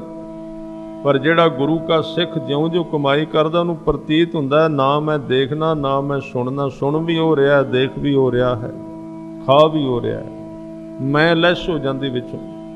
ਪਰ ਹੈ ਬੜੀ ਔਖੀ। ਕਈ ਸੱਜਣ ਅਭਿਆਸ ਕਰਦੇ ਨੇ, ਸਰੀਰ ਕੰਬਣ ਲੱਗ ਪੈਂਦਾ, ਕਹਿੰਦੇ ਮੈਂ ਤੇ ਮਰ ਗਿਆ ਵਿੱਚੋਂ, ਫਿਰ ਕੌਣ ਸੁਣੇਗਾ। ਬੰਦਾ ਆਪਣੇ ਆਪ ਨੂੰ ਤੇ ਬਚਾਉਣ ਤੇ ਲੱਗਾ। ਮੈਂ ਪਹਿਲਾਂ ਬੇਨਤੀ ਕੀਤੀ ਸੀ, ਪਰ ਇਸ ਘਰ ਦੇ ਵਿੱਚ ਇਹ ਸ਼ਰਤ ਹੈ ਕਿ ਰੁੱਖ ਤਾਂ ਬਣਦਾ ਜੇ ਬੀਜ ਮਰਨ ਲਈ ਤਿਆਰ ਹੋਵੇ। ਅਸੀਂ ਬੀਜ ਵੀ ਬਚਾਉਣਾ ਚਾਹੁੰਦੇ ਹਾਂ ਤੇ ਰੁੱਖ ਵੀ ਬਣਨਾ ਚਾਹੁੰਦੇ ਹਾਂ, ਦੋਵੇਂ ਚੀਜ਼ਾਂ ਇਕੱਠੀਆਂ ਨਹੀਂ ਵਾਪਰਦੀਆਂ। ਜਿਨ੍ਹਾਂ ਨੇ ਆਪ ਗਵਾਇਆ ਉਹਨਾਂ ਨੇ ਉਸ ਨੂੰ ਪਾਇਆ, ਆਪ ਗਵਾਈਏ ਤਾਂ ਸੋ ਪਾਈਏ, ਅਵਰ ਕੈਸੀ ਚਤੁਰਾਈ। ਇੱਥੇ ਕਹਿੰਦੇ ਆਪਨ ਜਸ ਆਪ ਹੀ ਸੁਣਾ। ਹਜ਼ੂਰ ਕਹਿੰਦੇ ਆਵਨ ਜਾਣ ਇੱਕ ਖੇਲ ਬਣਾਇਆ। ਇਹ ਜਿਨ੍ਹਾਂ ਦੇ ਗਿਆਨ ਦੀ ਅੱਖ ਮਿਲੀ ਉਹਨਾਂ ਵੇਖਿਆ ਵੀ ਆਉਣਾ ਜਾਣਾ ਤਾਂ ਇੱਕ ਸਿਰਫ ਖੇਡ ਹੈ। ਇਹ ਖੇਡ ਚੱਲ ਰਹੀ, ਕੋਈ ਆ ਰਿਹਾ, ਜਨਮ ਲੈ ਰਿਹਾ, ਕੋਈ ਜਾ ਰਿਹਾ। ਆਗਿਆਕਾਰੀ ਕੀਨੀ ਮਾਇਆ। ਤੇ ਇਸ ਸਾਰੀ ਖੇਡ ਨੂੰ ਚਲਾਉਣ ਵਾਸਤੇ ਇੱਥੇ ਇੱਕ ਆਗਿਆ ਕਰ ਦਿੱਤੀ ਮਾਇਆ ਨੂੰ। ਮਾਇਆ ਵਿਆਪ ਗਈ ਸੰਸਾਰ ਦੇ ਵਿੱਚ, ਖਿੱਚ ਪਾਉਣ ਵਾਸਤੇ ਮਾਇਆ ਛੱਡ ਦਿੱਤੀ। ਪਰ ਜਿੱਥੇ ਮਾਇਆ ਛੱਡੀ ਨਾਲ ਉੱਥੇ ਗੁਰੂ ਨੂੰ ਵੀ ਭੇਜਿਆ ਹੈ। ਇਹਦੇ ਅਰਥ ਅਸੀਂ ਇਹ ਨਹੀਂ ਕਰ ਸਕਦੇ ਵੀ ਅਕਾਲ ਪੁਰਖ ਨੇ ਮਾਇਆ ਭੇਜੀ ਸੰਸਾਰ ਦੇ ਵਿੱਚ ਵੀ ਇਹਦੇ ਵਿੱਚ ਅਸੀਂ ਫਸ ਜਾਈਏ ਤੇ ਡੁੱਬ ਜਾਈਏ। ਰੱਬ ਨੇ ਤਾਂ ਬਣਾਇਆ ਨਾ ਸਾਰਾ ਕੁਝ। ਜਿੱਥੇ ਮਾਇਆ ਭੇਜੀ ਉਸ ਮਾਇਆ ਨੂੰ ਕਿੰਨਾ ਕੁ ਵਰਤਣਾ ਹੈ ਤੇ ਕਿੰਨਾ ਕੁ ਉਹਨੂੰ ਜੀਵਨ ਦੇ ਵਿੱਚ ਅਸੀਂ ਵਰਤ ਸਕਦੇ ਹਾਂ, ਉਹਨੂੰ ਦੱਸਣ ਵਾਸਤੇ ਨਾਲ ਹਰ ਯੁੱਗ ਯੁੱਗ ਭਗਤ ਉਪਾਇਆ, ਨਾਲ ਗੁਰੂ ਪੈਦਾ ਕਰ ਦਿੱਤਾ, ਗੁਰਬਾਣੀ ਬਣਾ ਦਿੱਤੀ, ਤਾਂ ਕਿ ਉਸ ਬਾਣੀ ਵਿੱਚ ਦੱਸਿਆ ਜਾਏ ਵੀ ਤੁਸੀਂ ਇਸ ਜਗਤ ਵਿੱਚ ਰਹਿੰਦੇ ਆ ਮਾਇਆ ਦੀ ਵਰਤੋਂ ਕਿਸ ਹੀ ਹੱਦ ਤੱਕ, ਕਿੰਨੀ ਡੋਜ਼ ਵਿੱਚ ਕਰਨੀ, ਕਿੰਨਾ ਪਰਸੈਂਟੇਜ ਉਸ ਨੂੰ ਜੀਵਨ ਵਿੱਚ ਅਸੀਂ ਵਰਤ ਸਕਨੇ। ਇਸ ਤਰ੍ਹਾਂ ਇਹ ਆਗਿਆਕਾਰੀ ਕੀਨੀ ਮਾਇਆ। ਹਜ਼ੂਰ ਕਹਿੰਦੇ ਸਭ ਕੈ ਮਦ ਅਲਿਪਤੋ ਰਹਿ। ਮਦ ਦੇ ਅਰਥ ਹੈ ਵਿਚਕਾਰ। ਸਾਰਿਆਂ ਹੀ ਜੀਵਾਂ ਦੇ ਮੱਧ ਵਿੱਚ, ਭਾਵ ਹਿਰਦੇ ਵਿੱਚ ਉਹ ਰਹਿੰਦਾ ਹੈ। ਪਰ ਅਲਿਪਤੋ ਦਾ ਅਰਥ ਹੈ ਜੋ ਕੁਝ ਅਸੀਂ ਜੀਵ ਕਰਨੇ ਆ ਨਾ, ਉਹਨਾਂ ਕਰਮਾਂ ਦਾ ਲੇਪ ਉਹਨੂੰ ਨਹੀਂ ਹੁੰਦਾ। ਜਿਵੇਂ ਆਪਾਂ ਝੂਠ ਬੋਲੀਏ ਤੇ ਝੂਠ ਤੋਂ ਅਲੇਪ ਰਹਿੰਦਾ, ਵੱਖਰਾ। ਸਭ ਕੈ ਮਦ ਅਲਿਪਤੋ ਰਹਿ। ਪਰ ਇਹਦੇ ਬਾਵਜੂਦ ਕਹਿੰਦੇ ਜੋ ਕਿਛ ਕਹਿਣਾ ਸੋ ਆਪੇ ਕਹੈ। ਜੋ ਕੁਝ ਉਹਨੇ ਕਹਿਣਾ ਹੁੰਦਾ ਉਹ ਆਪ ਹੀ ਕਹਿੰਦਾ। ਕੋਈ ਮਨੁੱਖ ਆਪਣੇ ਵੱਲੋਂ ਆਵਾਜ਼ ਨਹੀਂ ਪੈਦਾ ਕਰ ਸਕਦਾ, ਬਣਾ ਨਹੀਂ ਸਕਦਾ। ਆਵਾਜ਼ ਉਹਨੇ ਦਿੱਤੀ ਹੋਈ, ਉਹਦੇ ਰਾਹੀਂ ਮਨੁੱਖ ਕਹਿੰਦਾ। ਹਜ਼ੂਰ ਕਹਿੰਦੇ ਆਗਿਆ ਆਵੇ ਆਗਿਆ ਜਾਏ। ਨਾਨਕ ਜਾਂ ਭਾਵੈ ਤਾਂ ਲਏ ਸਮਾਏ। ਇੱਥੇ ਜਨਮ ਵੀ ਹੁਕਮ ਦੁਆਰਾ ਹੁੰਦਾ ਹੈ ਤੇ ਮਨੁੱਖ ਦੇ ਸਰੀਰ ਦੀ ਮੌਤ ਵੀ ਹੁਕਮ ਦੁਆਰਾ ਹੁੰਦੀ। ਇਸ ਆਗਿਆ ਵਿੱਚ ਮਨੁੱਖ ਆਉਂਦਾ ਰਹਿੰਦਾ ਤੇ ਜਾਂਦਾ ਰਹਿੰਦਾ, ਤੇ ਜਦੋਂ ਇਹ ਆਉਂਦਿਆਂ ਜਾਂਦਿਆਂ ਉਸ ਨੂੰ ਭਾ ਜਾਏ ਯਾਨੀ ਕਿ ਚੰਗਾ ਲੱਗੇ ਤਾਂ ਉਹ ਅਕਾਲ ਪੁਰਖ ਇਹਨੂੰ ਆਪਣੇ ਚਰਨਾਂ ਦੇ ਵਿੱਚ ਲੀਨ ਕਰ ਲੈਂਦਾ, ਸਮਾ ਦਿੰਦਾ। ਇਸ ਤੇ ਹੋਏ ਸੋ ਨਾਹੀ ਬੁਰਾ, ਓਰੈ ਕਹੋ ਕਿਨੈ ਕਛ ਕਰਾ। ਇਸ ਤੇ ਹੋਏ, ਜਿਸ ਸਰੀਰ ਦੇ ਵਿੱਚ ਅਕਾਲ ਪੁਰਖ ਪ੍ਰਗਟ ਹੋ ਜਾਏ ਨਾ, ਉਸ ਸਰੀਰ ਦੇ ਵਿੱਚੋਂ ਫਿਰ ਬੁਰਾ ਨਹੀਂ ਹੋਏਗਾ ਕਿਸੇ ਦਾ, ਖਿਆਲ ਰੱਖਣਾ। ਇਹ ਉਹਦੀ ਨਿਸ਼ਾਨੀ ਹੈ ਵੀ ਉਹ ਪ੍ਰਗਟ ਹੋ ਚੁੱਕਾ ਹੈ। ਐਸਾ ਮਨੁੱਖ ਜੇ ਚਾਹੇ ਵੀ ਉਹਨੂੰ ਮਜਬੂਰ ਕੀਤਾ ਜਾਵੇ ਤੂੰ ਕਿਸੇ ਦਾ ਬੁਰਾ ਕਰ, ਕਿਸੇ ਦੀ ਅਰਦਾਸ ਕਰ ਵੀ ਇਹਦਾ ਇਸ ਤਰ੍ਹਾਂ ਮਾੜਾ ਹੋ ਜਾਏ, ਨਹੀਂ ਕਰ ਸਕੇਗਾ, ਹੋਏਗਾ ਨਹੀਂ ਉਹਦੇ ਤੋਂ। ਇੱਥੋਂ ਤੱਕ ਕਿ ਜਿਸ ਆਦਮੀ ਨੇ ਉਹਨੂੰ ਸਤਾਇਆ ਹੈ ਜਾਂ ਉਹਦਾ ਦੁਸ਼ਮਣ ਹੈ, ਉਹ ਉਹਦੇ ਨਾਲ ਵੀ, ਉਹਦੇ ਬਾਰੇ ਵੀ ਬੁਰਾ ਨਹੀਂ ਸੋਚ ਸਕੇਗਾ। ਉਹਦੇ ਵਿੱਚ ਇਸ ਤਰ੍ਹਾਂ ਦੀ ਕਿਰਪਾ ਅਕਾਲ ਪੁਰਖ ਵੱਲੋਂ ਬਰਕਤ ਵਰਤ ਜਾਂਦੀ ਹੈ ਕਿ ਜਿਸ ਸਰੀਰ ਵਿੱਚ ਅਕਾਲ ਪੁਰਖ ਪੈਦਾ ਹੋ ਪ੍ਰਗਟ ਹੋ ਜਾਂਦਾ ਹੈ, ਉਸ ਸਰੀਰ ਦੇ ਰਾਹੀਂ ਕਿਸੇ ਦਾ ਬੁਰਾ ਨਹੀਂ ਹੁੰਦਾ। ਇਸ ਤੇ ਹੋਏ ਸੋ ਨਾਹੀ ਬੁਰਾ, ਓਰੈ ਕਹੋ ਕਿਨੈ ਕਿਛ ਕਰਾ। ਓਰੇ ਦਾ ਅਰਥ ਹੈ ਉਸ ਅਕਾਲ ਪੁਰਖ ਤੋਂ ਅਲੱਗਾ, ਪਰਾਂ, ਵੱਖਰਾ। ਕੁਝ ਵੀ ਇਸ ਸੰਸਾਰ ਵਿੱਚ ਨਹੀਂ, ਉਹ ਸਾਰੇ ਥਾਵਾਂ ਤੇ ਮੌਜੂਦ ਹੈ। ਕੋਈ ਉਹਦੇ ਤੋਂ ਦੂਰ ਜਾ ਕੇ ਕੀ ਕਰ ਸਕਦਾ ਹੈ। ਹਜ਼ੂਰ ਕਹਿੰਦੇ ਆਪ ਭਲਾ ਕਰਤੂਤ ਅਤ ਨੀਕੀ। ਉਹ ਆਪ ਖੁਦ ਭਲਾ ਹੈ ਤੇ ਉਹਦੀ ਕਰਤੂਤ, ਉਹਦਾ ਕੰਮ, ਉਹ ਕਦੀ ਕਿਸੇ ਨੂੰ ਦੁੱਖ ਨਹੀਂ ਦੇਣਾ ਚਾਹੁੰਦਾ। ਹਰ ਇੱਕ ਨੂੰ ਸੁੱਖ ਵੰਡਦਾ ਹੈ, ਹਰ ਇੱਕ ਦੀ ਪਾਲਣਾ ਕਰਦਾ ਹੈ। ਇਹ ਉਹਦੇ ਕੰਮ ਹਨ। ਆਪੇ ਜਾਣੈ ਆਪਣੇ ਜੀ ਕੀ। ਉਹਦੇ ਜੀ ਵਿੱਚ ਕੀ ਹੈ, ਉਹ ਕੀ ਕਰਨਾ ਚਾਹੁੰਦਾ ਹੈ, ਇਹਦੇ ਬਾਰੇ ਸਿਰਫ ਉਹ ਆਪ ਹੀ ਜਾਣਦਾ ਹੈ।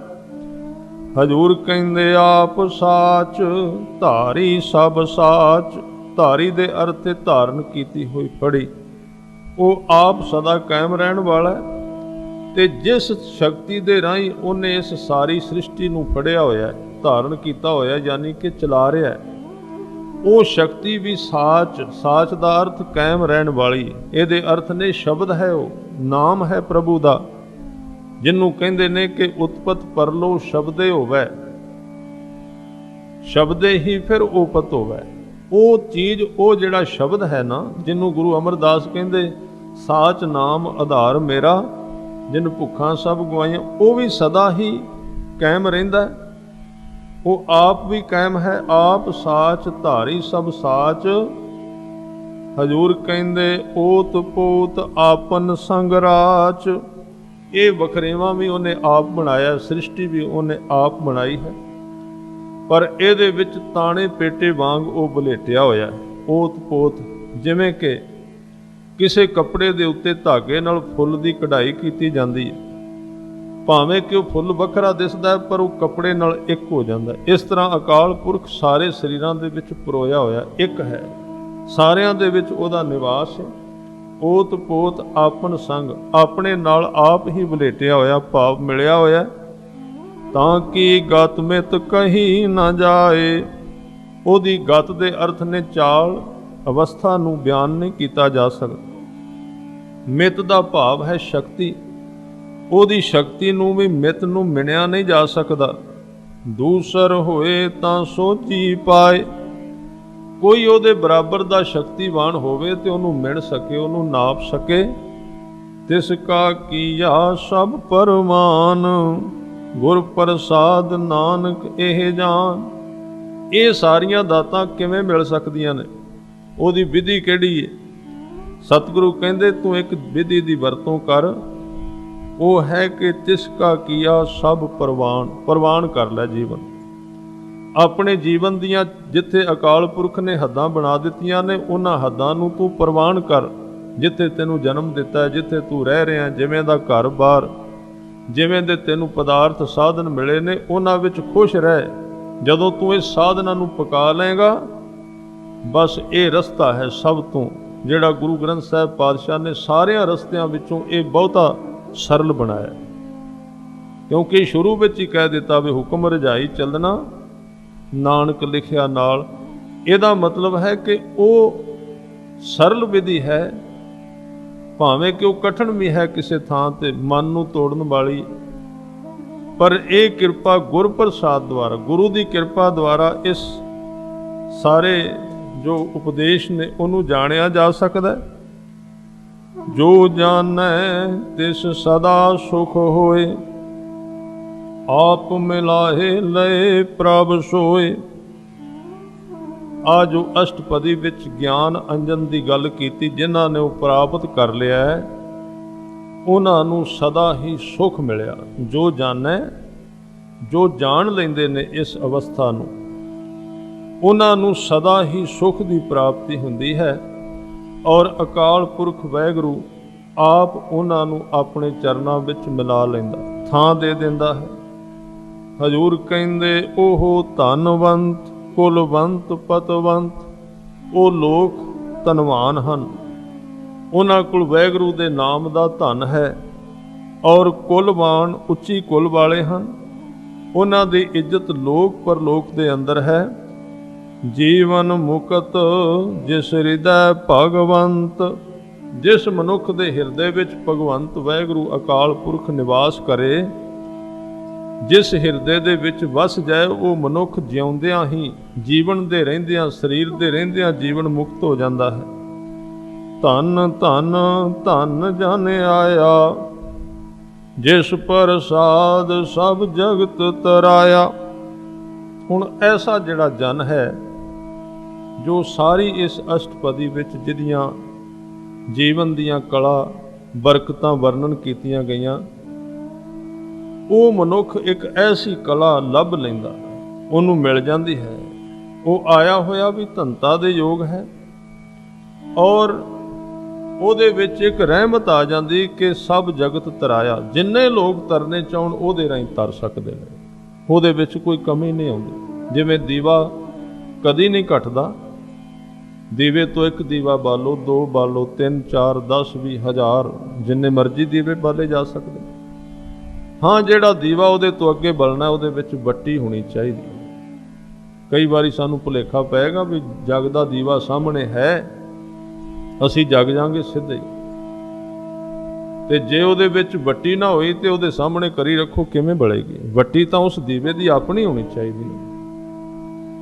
ਨੀਅਤ ਤੇ ਸਿੱਖ ਦੀ ਆਪਣੀ ਹੋਣੀ ਚਾਹੀਦੀ। ਗੁਰੂ ਨੇ ਤੇ ਸਿਰਫ ਉਹਦੇ ਵਿੱਚ ਚਾਨਣ ਪਾਉਣਾ, ਅੱਗ ਪਾਉਣੀ ਹੈ। ਤੇਲ ਉਸ ਦੀਵੇ ਦਾ ਫਿਰ ਹੋਣਾ ਚਾਹੀਦਾ। ਜੇ ਤੇਲ ਵੀ ਨਹੀਂ, ਬੱਤੀ है ਤਾਂ ਵੀ ਬੱਤੀ ਸੜ ਜਾਏਗੀ, ਤੇਲ ਤੋਂ ਬਿਨਾਂ ਬੜੀ ਜਲਦੀ ਖਤਮ ਹੋ ਜਾਂਦੀ ਹੈ। ਇਸ ਤਰ੍ਹਾਂ ਤੇਲ ਵੀ ਚਾਹੀਦਾ, ਬੱਤੀ ਵੀ ਚਾਹੀਦੀ, ਦੀਵਾ ਵੀ ਚਾਹੀਦਾ। ਫਿਰ ਉਸ ਜਦੋਂ ਦੀਵਾ ਬਲ ਵੀ ਪਏ, ਫਿਰ ਉਹਦਾ ਪਰਹੇਜ਼ ਵੀ ਚਾਹੀਦਾ ਵੀ ਉਸ ਦੀਵੇ ਨੂੰ ਹਵਾ ਤੋਂ ਬਚਾ ਕੇ ਰੱਖਣਾ ਤਾਂ ਕਿ ਬੁਝੇ ਨਾ। ਇਹ ਸਾਰੀਆਂ ਚੀਜ਼ਾਂ ਨਾਲ ਕੰਮ ਕਰਦੀਆਂ। ਜਿਹੜੇ ਐਸੇ ਲੋਕ ਨੇ ਉਹ ਧਨਤਾ ਦੇ ਯੋਗ ਨੇ, ਜਿਨ੍ਹਾਂ ਦੇ ਦੁਆਰਾ ਸਾਰੇ ਜਗਤ ਨੂੰ ਤਾਰਿਆ ਜਾ ਸਕਦਾ। ਉਹਨਾਂ ਵਿੱਚ ਐਸੀਆਂ ਬਰਕਤਾਂ ਨੇ, ਜਿਸ ਪ੍ਰਸਾਦ ਸਭ ਜਗਤ ਤਰਾਇਆ। ਫਿਰ ਐਸੇ ਜਿਹੜੇ ਮਨੁੱਖ ਨੇ, ਉਹਨਾਂ ਦਾ ਇਸ ਧਰਤੀ ਤੇ ਰਹਿਣ ਦਾ ਹੋਰ ਕੋਈ ਪ੍ਰਯੋਜਨ ਨਹੀਂ ਰਹਿ ਜਾਂਦਾ। ਕਿਉਂਕਿ ਜਿੰਨੇ ਸੰਸਾਰ ਦੇ ਇੱਛਾਵਾਂ ਔਰ ਹੋਰ ਚੀਜ਼ਾਂ ਨੇ, ਇਹ ਸਾਰੀਆਂ ਮਿਥਿਆ ਹੋ ਜਾਂਦੀਆਂ, ਉਸੇ ਵੇਲੇ ਡਿੱਗ ਪੈਂਦੀਆਂ, ਮਿੱਟੀ ਹੋ ਜਾਂਦੀਆਂ। ਇਹਨਾਂ ਵਿੱਚ ਕੋਈ ਸਾਰ ਨਹੀਂ ਰਹਿੰਦਾ, ਉਸ ਮਨੁੱਖ ਨੂੰ ਕੋਈ ਖਿੱਚ ਨਹੀਂ ਰਹਿੰਦੀ। ਇੱਧਰ ਉਹ ਪਰਤ ਕੇ ਨਹੀਂ ਵਰਤਦਾ, ਪਰ ਉਹਦਾ ਇੱਕ ਮਿਸ਼ਨ ਰਹਿ ਜਾਂਦਾ, ਇੱਕ ਨਿਸ਼ਾਨਾ। ਉਹ ਕਿਹੜਾ ਹੈ? ਕਹਿੰਦੇ ਜਨ ਆਵਨ ਕਾ ਇਹ ਸੁਭਾਉ। ਉਹਦਾ ਇੱਕ ਕੰਮ ਰਹਿੰਦਾ ਧਰਤੀ ਤੇ ਬੜਾ ਜ਼ਰੂਰੀ, ਉਹ ਕੰਮ ਬੜਾ ਜ਼ਰੂਰੀ। ਉਹ ਕਿਹੜਾ? ਕਹਿੰਦੇ ਜਨ ਕੈ ਸੰਗ ਚਿਤ ਆਵੈ ਨਾਉ। ਉਹਦੇ ਇੱਥੇ ਹੋਣ ਕਰਕੇ ਜਿਹੜੇ ਲੋਕ ਉਹਦੇ ਕੋਲ ਰਹਿੰਦੇ, ਉਹਨਾਂ ਨੂੰ ਨਾਮ ਚੇਤੇ ਆਉਂਦਾ ਹੈ। ਇਹ ਉਹਦੀ ਜ਼ਰੂਰਤ ਹੈ ਇਸ ਧਰਤੀ ਤੇ। ਇਹਦਾ ਮਤਲਬ ਨਾਮ ਚੇਤੇ ਉਹਨਾਂ ਚਿਰ ਨਹੀਂ ਆਵੇਗਾ ਜਿੰਨਾ ਚਿਰ ਐਸੇ ਜਨ ਦੀ ਸੰਗਤ ਨਾ ਕੀਤੀ ਜਾਏਗੀ। ਜਨ ਕੈ ਸੰਗ ਚਿਤ ਆਵੇ ਨਾਉ। ਨਾਮ ਚੇਤੇ ਵਿੱਚ ਪੱਕਾ ਤਾਂ ਹੋਵੇਗਾ, ਵਸੇਗਾ ਤਾਂ। ਹਜੂਰ ਕਹਿੰਦੇ ਆਪ ਮੁਕਤ ਮੁਕਤ ਕਰੈ ਸੰਸਾਰ। ਐਸਾ ਜਨ, ਐਸਾ ਮਨੁੱਖ ਖੁਦ ਮੁਕਤ ਹੈ, ਭਾਵੇਂ ਕਿ ਗੁਣ ਗੁਰੂ ਤੇ ਵੀ ਲਾਗੂ ਕੀਤੇ ਜਾਂਦੇ ਨੇ। पर गुरु ते पहले मुक्ति देण वाला है ना, ये जिहड़ी ये अंक है सिख नाल संबंधित, क्योंकि आप मुक्त गुरु नूं मुक्त थोड़ी होना इत्थे आके, गुरु ते पहले ही मुक्त है। उन्हें अगे जिहड़े लोग मुक्त कीते ने उन्हां दी गल कर रहे ने कि वो आप मुक्त ने, मुक्त करे संसार, सारे संसार दे बंधन खोलण वाले। हजूर कहंदे नानक तिस जन को सदा नमस्कार। हजूर कहंदे ऐसे जन नूं सदा ही नमस्कार, सदा ही उन्हां दा सत्कार और अदब करना चाहिदा है, जिन्हां दे मन विच ज्ञान अंजन गुर दिया, अज्ञान अंधेर विनाश, हर किरपा ते संत भेटिया, नानक मन प्रगाश। आओ प्यार सहित 1-2 मिनट वास्ते गुरु शब्द नाल जुड़िए। वाहेगुरु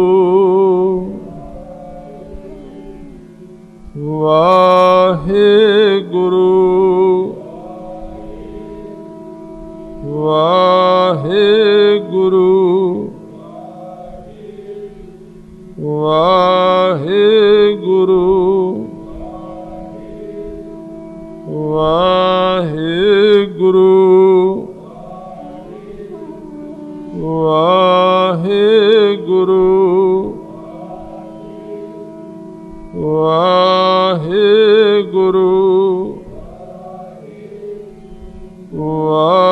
वाहेगुरु वाहेगुरु वाहेगुरु वाहेगुरु वाहेगुरु वाहेगुरु।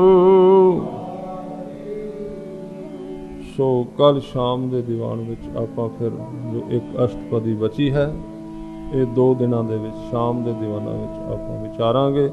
इन्नियां बेनतियां प्रवान भुलां चुकां दी खिमा। वाहिगुरू जी का खालसा, वाहिगुरू जी की वाहिगुरू जी का खालसा, वाहिगुरू जी की फतेह। गुरमुख जीवन कोर्स संबंधी किसी भी तरह की जानकारी लई साडे नंबर 9815 78122 ते आप जी संपर्क करके कोर्स प्रति जानकारी प्राप्त कर सकते हो।